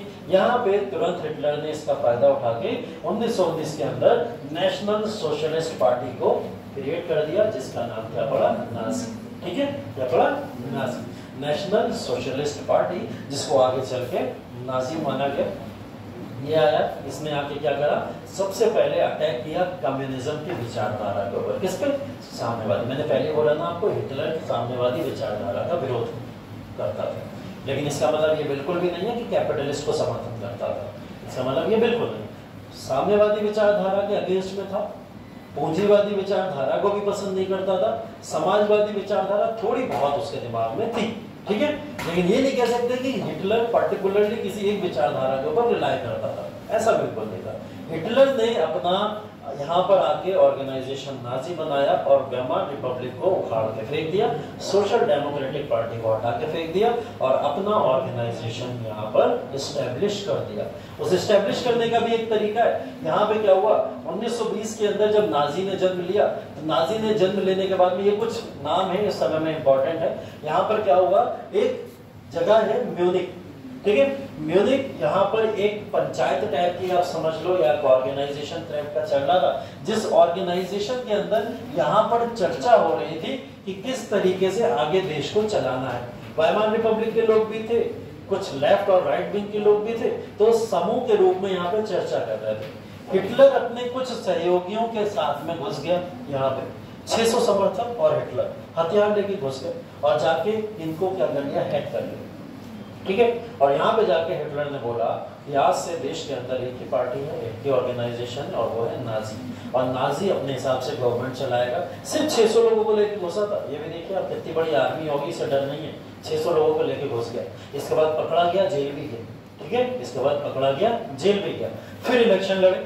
इलेक्शन लड़ने के बाद में क्या हुआ, यहाँ पर देखिए हिटलर के बारे में बहुत सारी बातें हैं, लेकिन इससे पहले हम बात कर लें, इन्हें इलेक्शन लड़े और इलेक्शन लड़ने के बाद में ये नाजी का एक लौता विनर भी घोषित किया गया और अपने आप को सरकार के चांसलर के रूप में इसने नियुक्त कर लिया। जब चांसलर के रूप में नियुक्त किया जाता तो ऐसी वर्दी दिखाई देगी आपको, चांसलर का मतलब आर्मी का हेड, ठीक है। इसने अपने आप को क्या नियुक्त किया था, आर्मी का हेड, ठीक है। और आर्मी के हेड के तौर पर नियुक्ति कर ली। अब इसकी अगर थोड़ी बहुत बातें करें, इसकी पर्सनैलिटी की बातें करें, ऐसा व्यक्ति था कि जब बोलना शुरू करता था तो सामने बैठा हर व्यक्ति पूरी तरीके से सम्मोहित हो जाता था। वो उसको समझ नहीं आता था, सोचने की क्षमता खत्म कर देता था। जब ये बोलता था खड़े होके, अगर ये खड़े होके बोल दे ये तुम्हारे सामने यहूदी बैठा है इसे मार दो, जनता उठ के मार दिया करती थी। ठीक है, वो नहीं सोचती थी मेरे लिए गलत है या सही है या मुझे इसका क्या परिणाम भुगतना पड़ेगा। हिटलर ने बोला करने का तो करने का। ठीक है, ये वाला पूरा का पूरा फिलॉसफी जर्मनी के अंदर लागू हो गई थी। मैंने बोला ना, ये माइंड को इतनी स्ट्रांगली लोगों के कैप्चर करता था कि अगर सामने बैठा कोई व्यक्ति इसकी स्पीच सुन ले वो पूरा पूरा नाजीवादी रवैये का हो ही जाता था। बोला जाता था मैजिशियन टाइप की इसकी स्पीच हुआ करती थी कि जब स्पीच दिया करता था लोग इसको सुनने पूरे जर्मन के लोग इकट्ठे एक साथ आ जाया करते थे। इतनी बड़ी बड़ी इसकी रैलियां होना शुरू हो गई। ठीक है, तो एक और इसने फिर काम भी कर दिया। मैनेक वाला जो हमने देखा 600 लोगों के साथ में लेके घुस गए। ठीक है, तो ये सब चीजें जब इसकी देखी लोगों ने तो लोगों को दिखाई दिया अपना मसीहा, और जब मसीहा के तौर पर लोगों ने इसे देखा तो सारे के सारे समर्थक बनते चले गए किसके? हिटलर के। ठीक है, इसने जो नाजी का नारा दिया था, नाजीवाद का नारा दिया था, उस नारे के साथ में सभी लोग जुड़ते चले गए। ठीक है, अब देखिए इसने आके प्रॉमिसेस क्या क्या की थी जिससे लोगों ने जुड़ना शुरू किया। पहला, प्रॉमिस करता हूं कि कैपिटलिस्ट क्लास को प्रोटेक्ट करूंगा कम्युनिस्ट क्लास से। पूंजीवादी वर्ग को मैं बचाऊंगा, किनसे? साम्यवादी वर्ग से। पूंजीवादी वर्ग को बचाने का ऑब्जेक्टिव साफ है, पूंजीवादी वर्ग हिटलर पे पैसा खर्च करेगा। ठीक है, और साम्यवादी विचारधारा आगे बढ़ने का मतलब ये है कि मैं साम्यवादी विचारधारा को बढ़ने इसलिए नहीं दूंगा क्योंकि वो डिक्टेटरशिप खत्म कर देती है ना। तो ये इस तरीके की आइडियोलॉजी के साथ आगे बढ़ना था शुरू से। लोग चाहते हैं कि हमें कोई ऐसा व्यक्ति मिले, है ना, मिलना शुरू हो गया। जर्मनी के लोग प्रॉमिस करा कि फार्मर, पीजेंट, जितने भी लोग हैं, जितने भी हमारे हैं, उन सबको मैं बाजारें उत्पन्न कराऊंगा। वो सारी बाजारों में अपना सारा सामान जाके बेचो और सारा का सारा खर्चा वह इस समय हिटलर करेगा, हिटलर की पार्टी करेगी। मार्केट प्रोवाइड करने का वादा कर लिया। यहाँ पर प्रॉमिस करी जर्मन के मिडिल क्लास से कि मैं तुम्हें तुम्हारा जर्मन का वापस प्राइड ला के दूंगा, तुम्हारा जो सम्मान छीन लिया गया है वो सम्मान तुम्हें ला के दूंगा। बहुत बड़ा शब्द है। जब आप किसी भी ट्राइब का छीना हुआ सम्मान उसको वापस दिलाने का यकीन दिला दें तो वो आपको बेहिचक आके सपोर्ट करना शुरू कर देगा। तो सबसे बड़ा जो मिडिल क्लास को इसने कैप्चर किया तो वो कैसे किया कि मैं तुम्हें तुम्हारा खोया हुआ सम्मान दिला दूंगा। हायर रिच क्लास को कैसे प्रमोट किया इसने अपनी तरफ किया कि मैं तुम्हें कैपिटलिस्ट या पूंजीवादी विचारधारा को तुम्हारे प्रोटेक्ट कर लूंगा। फार्मर्स या लोअर क्लास को कैसे किया? उनको मार्केट प्रोवाइड करा दूंगा जिसमें तुम्हें कभी नुकसान नहीं होगा। ठीक है, अनएम्प्लॉयड को बोला कि मैं तुम्हें जॉब दे दूंगा और साथ ही साथ में किसी भी तरीके का कोई भी एस्टेब्लिशमेंट डेवलपमेंट जर्मनी के अंदर होगा वो नहीं रुकेगा। हम पूरी तरीके से जर्मन को वैसे ही चलाएंगे जैसे पहले चलता है। ठीक है, ये सब वादे काफी थे जनता के लिए यहाँ की, है ना। जनता तो वही है ना जो नेपोलियन बोनापार्ट के 1804 के कोड से भी खुश हो गई, है ना, वही वाली जनता है ना। ये तो जनता वही है कि वो जनता कहती है कि भाई अगर स्टालिन लेनिन हमसे आके कह देता है चलो हम मान लेते हैं। मान लिया था ना, लेनिन के भी कुछ विचारों को मान लिया था, बोले चलो रशिया के अंदर जो लागू करना करो हम मानते हैं तुम्हारी बात। जनता तो वही है। जर्मनी के अंदर जब ये सारी बातें सुनी एक हारी हुई जनता को एक उम्मीद मिली कि वाइमार रिपब्लिक के लोगों ने तो कुछ नहीं किया हमारे लिए, कम से कम हिटलर की नाजीवादी पार्टी आके हमें ये सारे समर्थन देने को तैयार है। ठीक है, सब अच्छा है, सब खुश है नाजीवाद से। इलेक्शन यहाँ पे कंडक्ट कराए जाएंगे। ठीक है, इलेक्शन यहाँ पे कंडक्ट कराए जाएंगे और इलेक्शन के बाद में नाजीवादी विचारधारा शुरू हो जाएगी। नाजीवादी विचारधारा क्या है उसको सिर्फ इन 3 डायग्राम से समझ लो, सिंपल तरीके से। ठीक है, 3 विचारधाराएं हैं और 3 विचारधाराओं से आपको समझ आ जाए कि नाजीवादी विचारधारा है क्या। नाजीवादी विचारधारा ने बोला कि हमारा प्रोपोगेंडा है उन सभी लोगों की पीठ में छुरी भोंकना जिन्होंने हमें धोखे दिए। ठीक है, सामने से जाकर नहीं लड़ेंगे, क्या करेंगे? तुम्हें छुप के मारेंगे, सामने से मारेंगे नहीं, छुप के मारेंगे। ये विचारधारा है। तो सोचो ऐसी विचारधारा और इसका समर्थन कर रहा है पूरी जर्मनी कि पीठ पीछे मारेंगे। ठीक है, बोले ठीक है मारो, हम भी साथ में आप। और पीठ पीछे मारने में यहाँ पे जो ज्यूस का पूरी तरीके से आपको दिखा, ज्यूस इस समय में इन्होंने माना कि ज्यूस हमें ऐसे ही मारते थे, ज्यूस ने हमें वर्ल्ड वॉर 1 हराया, ज्यूस की वजह से हमारे यहाँ की इकोनॉमी खराब हुई, ज्यूस ने ही वाइमार रिपब्लिक को होल्ड करके रखा था जिसकी वजह से देश को इतना नुकसान झेलना पड़ा। अब ज्यूस को ये सब खुद झेलना पड़ेगा। और इन्होंने क्या करा? आदेश देकर ज्यूस को मरवाना शुरू कर दिया। ठीक है, हिटलर की यूथ, सेकंड आइडियोलॉजी यूथ के ऊपर फोकस करना। हिटलर की यूथ, हिटलर की पूरी सेना जो थी वो यूथ की सेना थी। बोला जाता था कि हिटलर की सेना के अंदर जितने भी लोग ज्यादा से ज्यादा आके इन्वॉल्व होते थे वो यूथ का ही पार्ट हुआ करते थे, वही सेना में जाके लड़ा। तो ज्यादातर आर्मीज में होता ही, और हिटलर ने अपनी सेनाओं में जो यूथ का यहाँ पे पूरी तरीके से एग्जाम्पल के तौर पर लिया था। एक बहुत बड़ा एग्जाम्पल पूरी दुनिया में क्रिएट हुआ जिन्होंने पूरी आर्मी अब यूथ की बनाना शुरू कर दी। ठीक है, यूथ ये वो वाली नहीं होती थी 35-40 साल वाले लोग, ठीक है, यूथ होती थी 19 साल के बच्चे, 20 साल के बच्चे, 22 साल के बच्चे, है ना, इस तरीके की यूथ हुआ करती थी। वो यूथ सारे पार्ट किसके बनते थे? हिटलर की सेना। ठीक है, तीसरा इसने बोला कि भाई कुछ हमारे यहाँ पर रिलीजियस किताबें, रिलीजियस बुक्स हैं। हिटलर कहने को खुद एक क्रिश्चियन था, ठीक है, हिटलर कहने को खुद एक क्रिश्चियन था।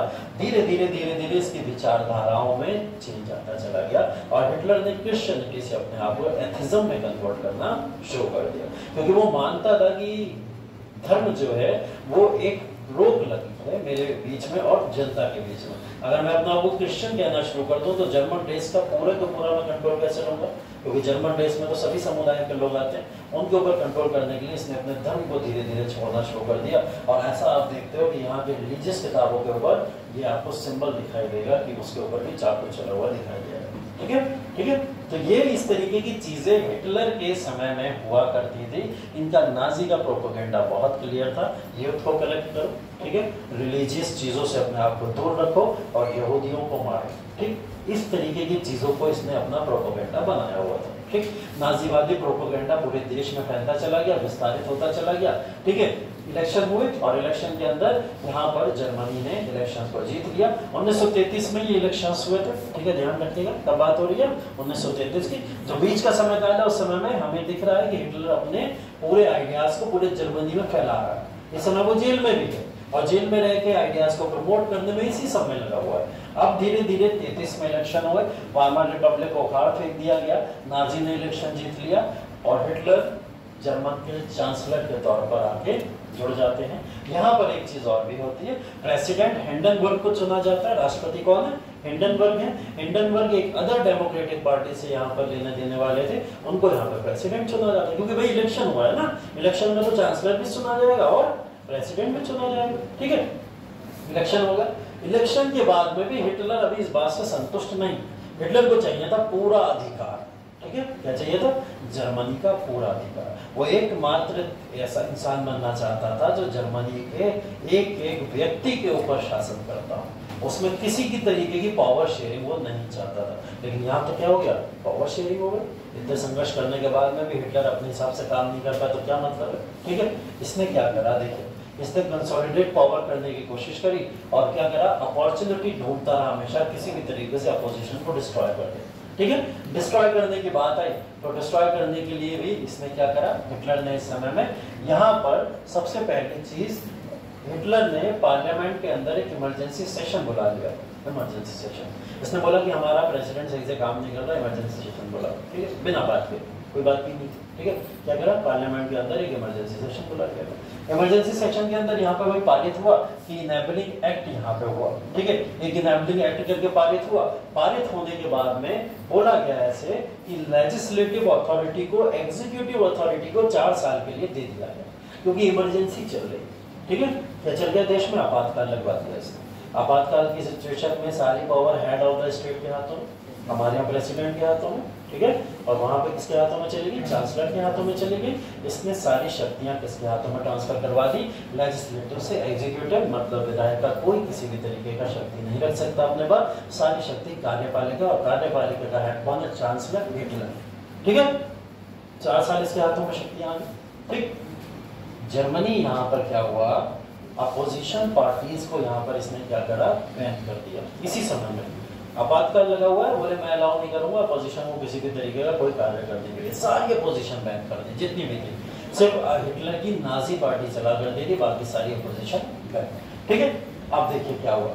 1933 27 फरवरी की घटना है। इसी समय रिस्टैग में फायर, रिस्टैग वहीं का पार्लियामेंट है। ठीक है, वहां का पार्लियामेंट हुआ करता था, वहां पे आग लगी। अचानक से आग लग गई या लगवा दी गई, कुछ नहीं पता। ठीक है, हिटलर ने ऐसा सोचा कुछ ना कुछ तो कंट्रोल में लेना पड़ेगा। इसने क्या करा? यहाँ पे आग लगवा दी।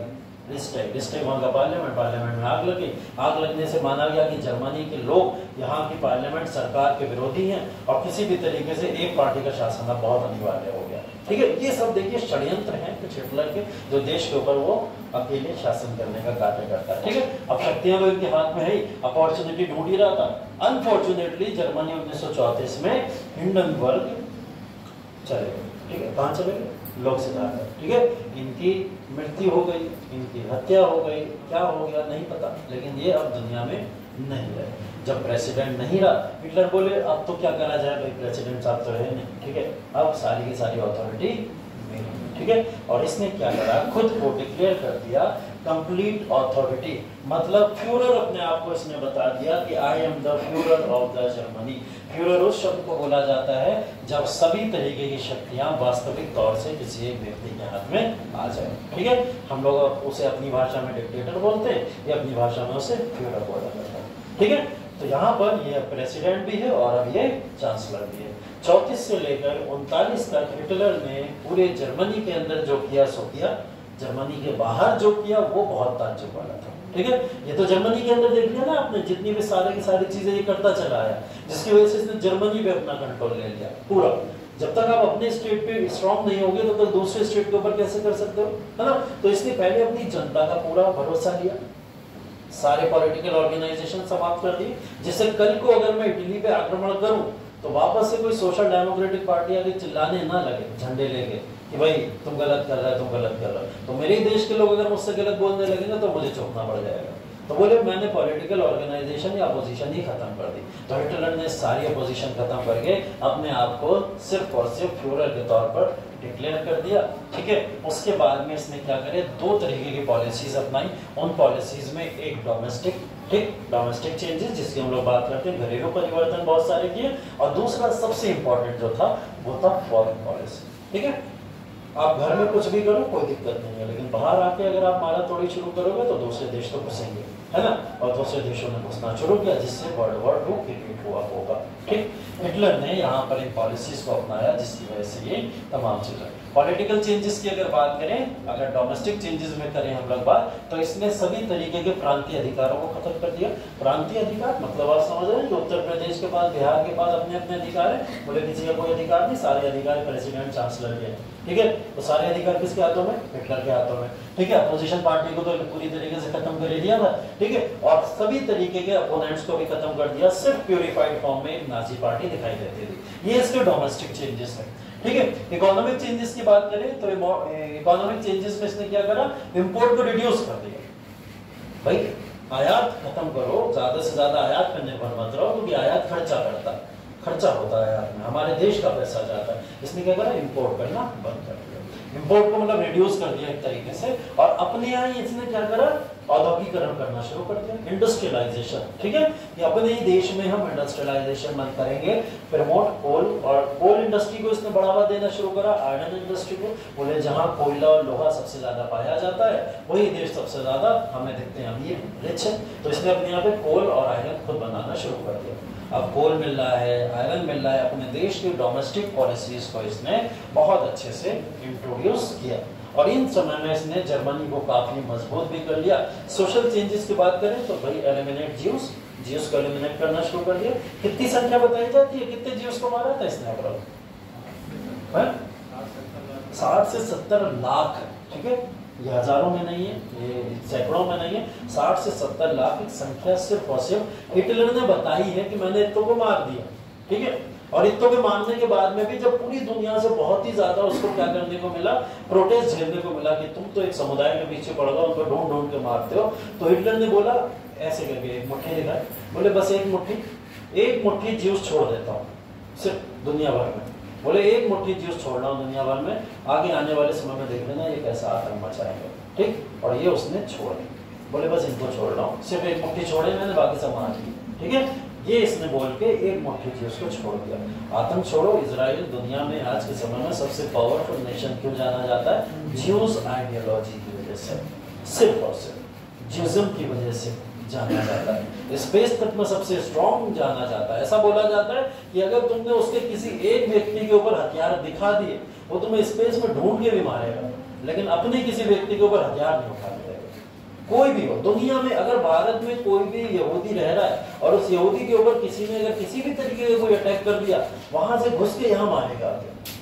वो इतनी स्ट्रॉन्ग आइडियोलॉजी का व्यक्ति है और सिर्फ एक बात को फॉलो करता है, ज्यूइश आइडियोलॉजी को प्रमोट करना। जैसे ये जर्मन रेस को प्रमोट करने की बात करता ना, यही हिटलर का समय। हिटलर कहता था जर्मन ट्राइब का व्यक्ति पूरी दुनिया में कहीं भी है वो सबसे सुप्रीम है, और अगर उसके ऊपर किसी ने आंख उठाई मैं उसकी आंखें नोच के फेंक दूंगा। ठीक है, ये पूरी दुनिया में इस आइडियोलॉजी के साथ चलता था। आज के समय में इसराइल चल रहा है। इसराइल में ज्यूइश आइडियोलॉजी की तरफ जो आंखें उठा के देखता है, चाहे कोई भी हो, वो उसको एक तरफ उठा के फेंक देता, नहीं छोड़ता। फिर उसके लिए उसके कितने हथियार लगे, कितनी सेना लगे, कितना लॉस हो जाए, इकोनॉमिक लॉस की वो बात ही नहीं करता। वो अपने ट्राइब की या अपने ज्यूइज्म की या उसको प्रमोशन की बात ज्यादा करता। ठीक है, इस आइडियोलॉजी का देश है। तभी हिटलर ने ये बात बोली थी उस समय में, और उसके एग्जाम्पल आज के समय में हम लोग देख सकते हैं। ठीक है, उसके बाद में एजुकेशन के तौर पर अगर बात करें, इसने उसको भी प्रमोट करना शुरू करा। एजुकेशन में ग्लोरिफिकेशन शुरू करा नाजिज्म का, कि नाजीवाद सबसे अच्छा, सबसे सुप्रीम, सबसे बढ़िया, और अपने यहाँ की यूथ को यही सब पढ़ाना शुरू करा। यूथ भी यही सब पढ़े। ठीक है, और सुपीरियरिज्म ऑफ जर्मन रेस, जर्मन के बारे में जर्मन रेस को हर जगह सुपीरियर दिखाना शुरू कर दिया। तो वहाँ के लोग इस सब बातों से खुश हैं और उन्हें लगा कि भाई हिटलर हमारे लिए एक मसीहा के तौर पर आ गया। फॉरेन पॉलिसी देखिए, इसने विदेश नीतियां क्या क्या अपनाई, जिसकी वजह से बड़े चेंजेस आपको देखने को मिलेंगे। हिटलर की विदेश नीतियों में जो एक चीज दिखाई देती है वो रेडिकल नेशनलिज्म दिखाई देता है। रेडिकल नेशनलिज्म की जब मैं बात कर रहा हूं तो आपको एक शब्द याद आ रहा होगा, एक्सट्रीम नेशनलिज्म, है ना, अति राष्ट्रवाद का शब्द याद आ रहा होगा। और अति राष्ट्रवाद से आप एक शब्द को और जोड़ रहे होंगे, रोमांटिसिज्म को। ठीक है, जब आप ये सारे शब्दों को कनेक्ट करेंगे तो आपको एक बात और याद आ रही होगी कि भाई अति राष्ट्रवाद तो जन्म दे देता है साम्राज्यवाद को। ऐसे तो है।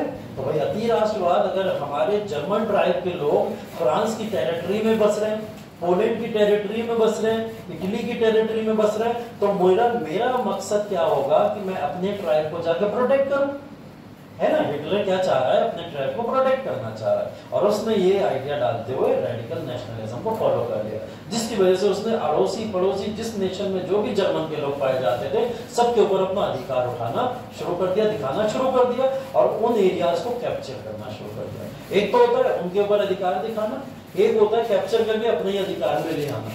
इसने क्या करा, उनको कैप्चर करके अपने अधिकार में लाना शुरू कर दिया। आगे की कहानी देखिए, ट्रीटी ऑफ वर्साई साइन हुई थी एक समय 1919 के अंदर, जिसमें जर्मनी के ऊपर गार्गल के आरोप लगे।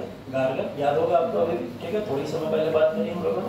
गार्गल के अंतर्गत जितने भी पहलुओं पर चर्चा की गई, इसने क्या करा, इसने बोला मैं नहीं मानता, इसने बोला मैं नहीं मानता, मैं ट्रीटी ऑफ वर्साई को सिरे से रद्द करता हूं, मैं ट्रीटी ऑफ वर्साई को नहीं मानता, ना मैं वॉर के रिपेरेशन दूंगा, ना मैं कोई गिल्ट दूंगा, किसी भी तरीके का कोई पैसा लीग ऑफ नेशन को नहीं दिया जाएगा। ठीक है, वाइमार रिपब्लिक थी, देती थी, हिटलर नहीं दे। ठीक है, और ये कहते हुए इसने क्या करा, देना बंद कर दिया। एक्सपेंशनिस्ट फॉरेन पॉलिसी, अपनी और बाउंड्रीज को, टेरिटरीज को बढ़ाना शुरू किया। ठीक है, इसने क्या करा, साम्राज्यवाद करना शुरू कर दिया। ठीक, ये सब चीजें भी हो रही है। मिलिटरिज्म का आइडिया इसने फॉलो किया। ठीक है, सॉल्यूशन इसने एक ही माना कि सॉल्यूशन अगर किसी भी समस्या का है तो वो सिर्फ एक जगह पे है, और वो जगह है बैटलफील्ड, युद्ध भूमि।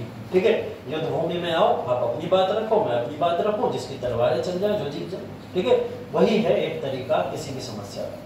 ठीक, तो हिटलर इस आइडियोलॉजी का व्यक्ति है। ठीक, उसको लगा कि भाई बिना इसके सॉल्यूशन नहीं हो सकता, और इसने बोला कि मैं तीसरे तरीके के रीच को बनाना चाहता हूँ। रीच को बनाने का मतलब ये हो गया कि हिटलर यहाँ पर प्योर जर्मन रेस को बनाना चाहता था, उसका पूरी तरीके से पूरी दुनिया पर प्रभुत्व जमाना चाहता था।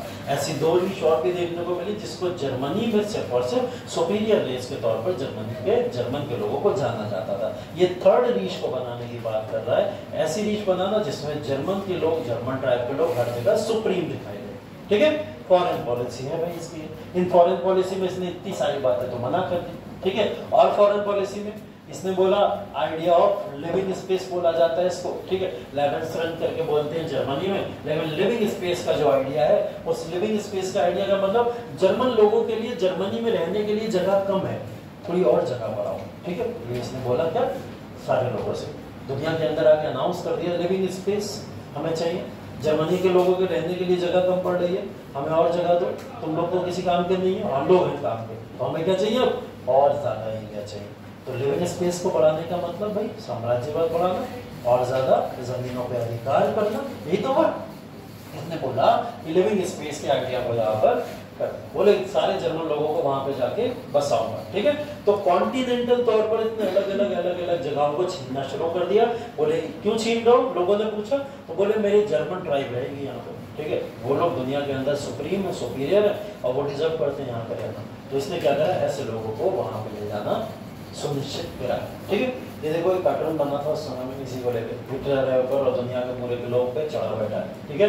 और इसी तरीके से चढ़ा बैठा कि किसी भी तरीके की कोई भी जमीन या लैंड सब कब्जा लेगा दुनिया के अंदर, ठीक है। तो इस तरीके से ये आइडिया के साथ में, क्योंकि ये काम भी कर रहा था, ठीक है। और इसने ये काम करने में एक्सपेंशनिस्ट पॉलिसी में देखो क्या करा, इसने कैप्चर करना शुरू कर दिया नेशंस को। इसने ऑस्ट्रिया को कैप्चर किया सबसे पहले, ठीक है।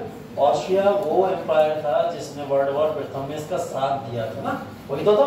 लेकिन ऑस्ट्रिया तो कमजोर पड़ गया ना, उसको बांट दिया इधर उधर करके। तो हिटलर बोला चलो कोई बात नहीं, ऑस्ट्रिया को मैं संरक्षित करूंगा, मैं अपने पार्ट में मिला रहता हूँ। हिटलर ने जर्मनी के तौर पर किसको जीत लिया, ऑस्ट्रिया को, ठीक है। उसके बाद में सुडेंटालैंड, इसी के आसपास की जगह सुडेंटालैंड, पूरा का पूरा इलाका अगर आप देखोगे सुडेंटालैंड का किसके कंट्रोल में आ गया, हिटलर के कंट्रोल में आ गया, ठीक है।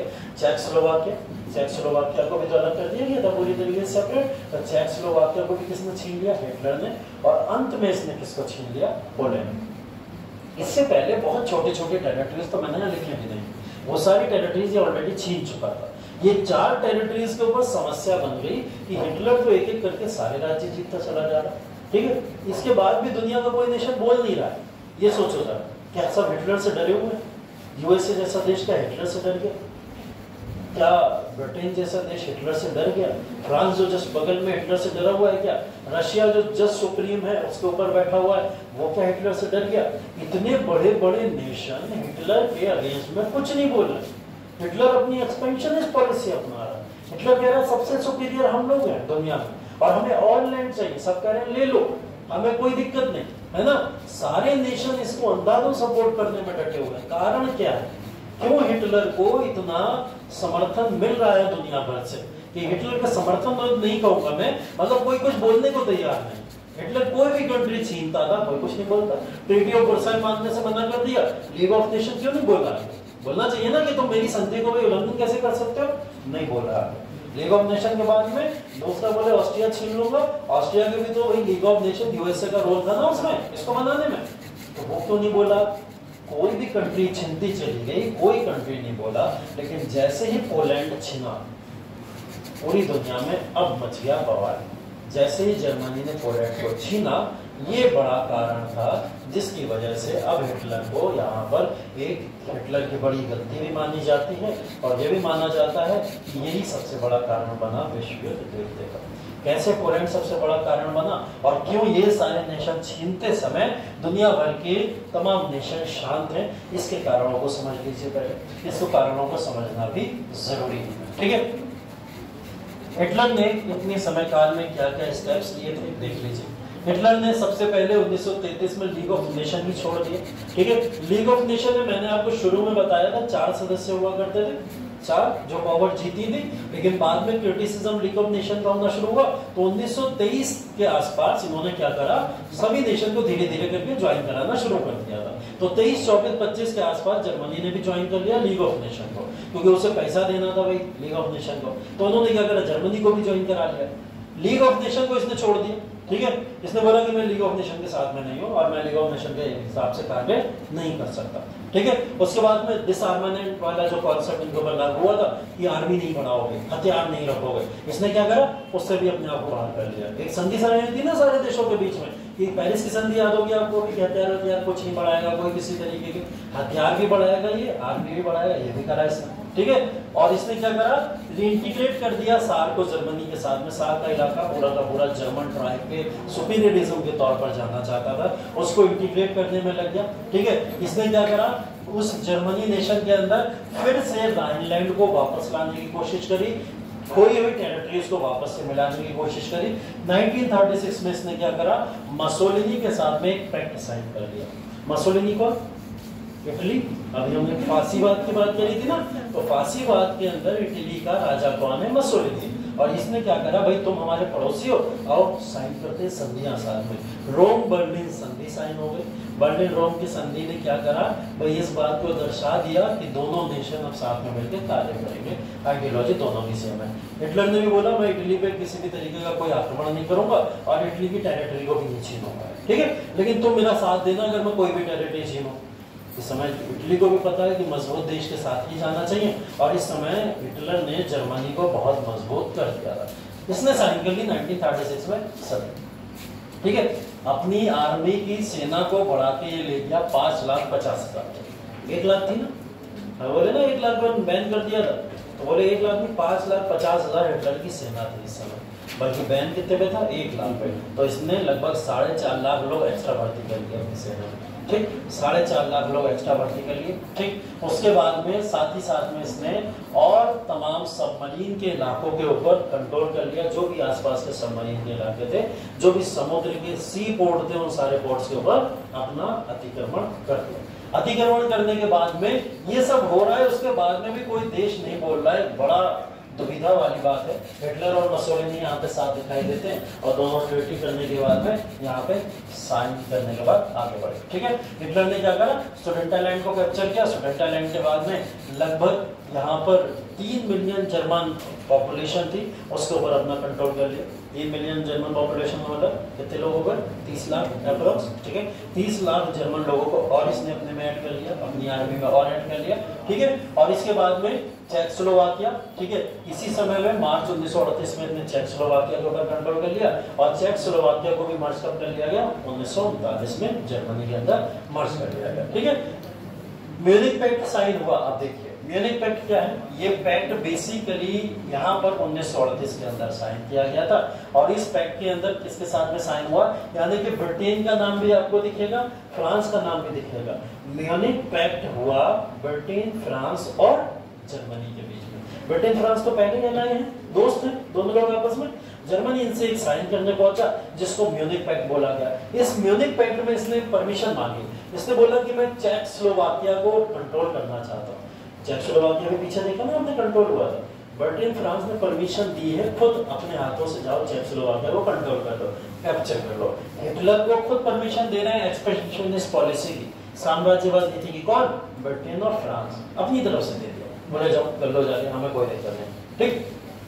चलो अब समझने की कोशिश ये करते हैं कि why Britain and France didn't take any steps when Hitler was breaking all the provisions of the treaty।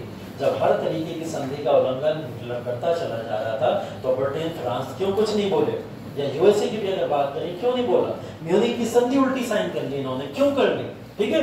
या फिर अगर हम बात करें क्या ये अपीजमेंट की पॉलिसी है, क्या ये अपीजमेंट की पॉलिसी है, इसको अपीजमेंट की पॉलिसी कहा जाएगा क्या, या इनके नेशंस के द्वारा लिया गया एक स्टेप था जिसकी वजह से वर्ल्ड वॉर 2 शुरू हो गया, ठीक है। ये अब आपको समझना जरूरी है।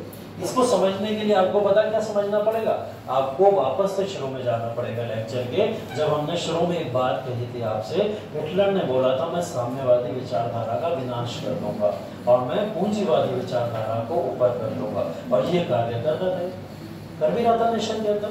तो भाई एक बात बताओ, पूरे यूरोप के अंदर अगर आपको एक ऐसा व्यक्ति मिल जाए जो व्यक्ति पूरी साम्यवादी विचारधाराओं की बुनियाद खत्म करने में डटा पड़ा है, जो पूरे यूरोप में फैल सकती थी महामारी की तरह, ऐसी विचारधारा को अकेला हिटलर खाता चला गया, खत्म करता चला गया।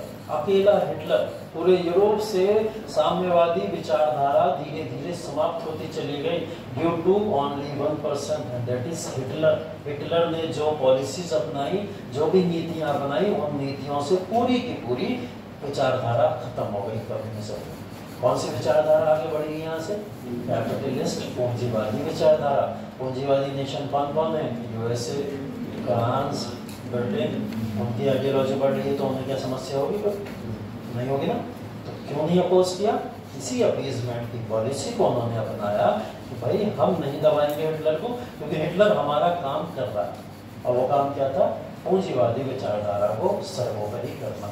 पूंजीवादी विचारधारा समाप्त होने से आपको पता है यूएसए समाप्त हो जाता है ना, रशिया समाप्त कर देता यूएसए को पूरी तरीके से, फ्रांस समाप्त हो जाता, ठीक है, और उसी के साथ में यूके ब्रिटेन भी समाप्त हो जाता।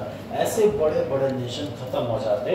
तो हिटलर की इन पॉलिसीज ने यहाँ पर सहायता करी, जिसकी वजह से ये चीजें हुई। ठीक है, यहाँ पे एक कार्टून और रिलीज हुआ उससे मैं न्यूज़पेपर के अंदर। ठीक है, इस कार्टून के अंदर आप देखोगे हिटलर और स्टालिन को। ठीक है, हम बात कर रहे थे ना स्टालिन में भी आएंगे बीच में। स्टालिन कहाँ से आया बीच के अंदर? तो स्टालिन दिखाई देंगे अब आपको यहाँ पे। हिटलर चाह रहा था पूरे देश के, यूरोप के सारे देशों के ऊपर कंट्रोल करना। अब उसको चाहिए थी सहायता। अकेले वो ये कार्य करता तो कई सारे नेशन उसके अगेंस्ट में खड़े हो जाते। तो हिटलर ने क्या करा, 10 साल की संधि साइन कर ली स्टालिन के साथ में। 10 साल की संधि। अभी एक संधि और साइन करी थी ना किसी नेशन के साथ, किसके साथ में? हाँ, इटली के साथ में। कौन सी संधि साइन की थी? रोम बर्लिन संधि। ठीक है, रोम बर्लिन संधि साइन अभी इटली के साथ में कर ली। इटली तो एक इनका सहयोगी देश हो गया। अब रशिया भी यहाँ पर इनका सहयोगी देश बन गया। अब रशिया तो भाई कम्युनिज्म विचारधारा का है। क्वेश्चन आएगा ना दिमाग में, रशिया कौन सा है? साम्यवादी विचारधारा का है। रशिया को तो इसे समाप्त करना चाहिए, उस विचारधारा को समाप्त करना चाहिए। और ये उल्टा क्या कर रहा है, उसके साथ जाके संधि कर रहा है। इस बात से सारे नेशन अपनी खोपड़ी को जाने लग गए। ये हिटलर ने कर क्या दिया? अभी तक तो चलो हम इसको सहयोग कर रहे थे कि पूंजीवादी विचारधारा बढ़ाएगा और साम्यवादी विचारधारा खत्म करेगा, और इसने साम्यवादी विचारधारा के साथ ही जाके हाथ में ला लिया। अब वापस से पुराने पॉइंट पे जाइए। मैंने क्या बोला, हिटलर ना तो साम्यवादी था, ना पूंजीवादी था, ना समाजवादी था, पूर्ण रूप से कुछ भी नहीं था। हिटलर को किसी विचारधारा से कोई नफरत नहीं थी। हिटलर ने एक बात साफ तौर पे बोली थी, मैं कम्युनिज्म साम्यवादी विचारधारा को समाप्त कर दूंगा, पूंजीवादियों को बढ़ावा दूंगा। ऐसा उसने क्यों बोला होगा? इसीलिए बोला होगा फ्रांस ना बोले, है ना, इसीलिए बोला होगा यूके ना बोले, इसीलिए बोला होगा यूएसए ना बोले। वो काम हो रहा है उसका एक तरह। लेकिन अब बोल सकते हैं क्योंकि अब ये कंट्रोल कहाँ करने जा रहा था? पोलैंड पे।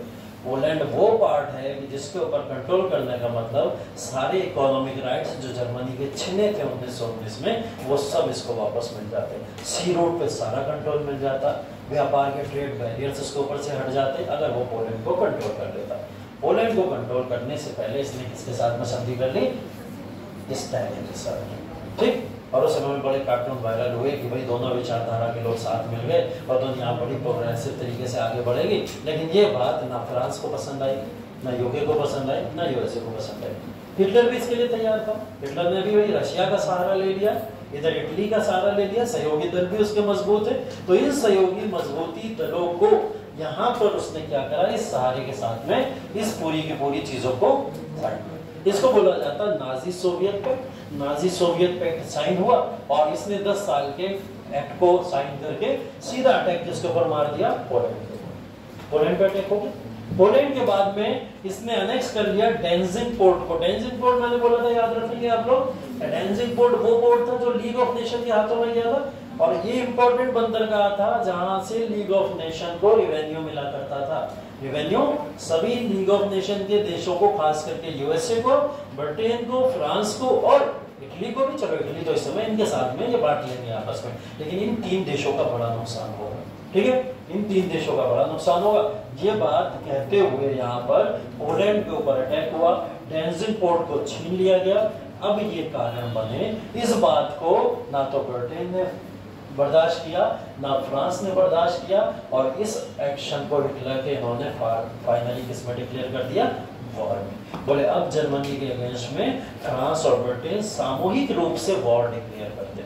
यूएसए अभी नहीं बोला है, ठीक है, यूएसए अभी नहीं बोला। यूएसए इंतजार कर रहा है कमजोर कौन है, हथियार किसको बेचो। ठीक, ये तो करता है यूएसए हमेशा। तो यूएसए अभी भी इंतजार कर रहा है कि भाई पहले देख लूं कमजोर कौन है, किसको हथियार बेचो। अगर मेरा हथियार वाला काम नहीं चलेगा तो मैं खुद चलूंगा, है ना। तो यूएसए भी वेट कर रहा है, और यूएसए ने वेट करा यहाँ पर ब्रिटेन फ्रांस कूद गया, क्योंकि उन्हें अब खतरा दिखाई देने लगा कि साम्यवादी विचारधारा खत्म हो या ना हो, लेकिन हिटलर हमें खत्म जरूर कर देगा। ठीक है, तो एक खतरा दिखाई दिया, जिससे अगले दिन हेडलाइन क्रिएट हो गई, Hitler opens war on Poland. Hitler ने पोलैंड पे वॉर ओपन करा, Britain declares war on Germany. Britain ने जर्मनी के ऊपर वॉर डिक्लेयर करा, और यही कहानी बन गई कि ये इसके ऊपर वार करेगा, वो उसके ऊपर वार करेगा, वो उसके ऊपर करेगा, एक दूसरे के ऊपर एक एक सहयोगी दल आते जाएंगे और वॉर लड़ते चले जाएंगे, जिसको हम आगे विश्व युद्ध सेकंड के तौर पर जानते हैं। हिटलर एकमात्र कारण जिसने अकेले पूरे विश्व युद्ध को क्रिएट कर दिया था,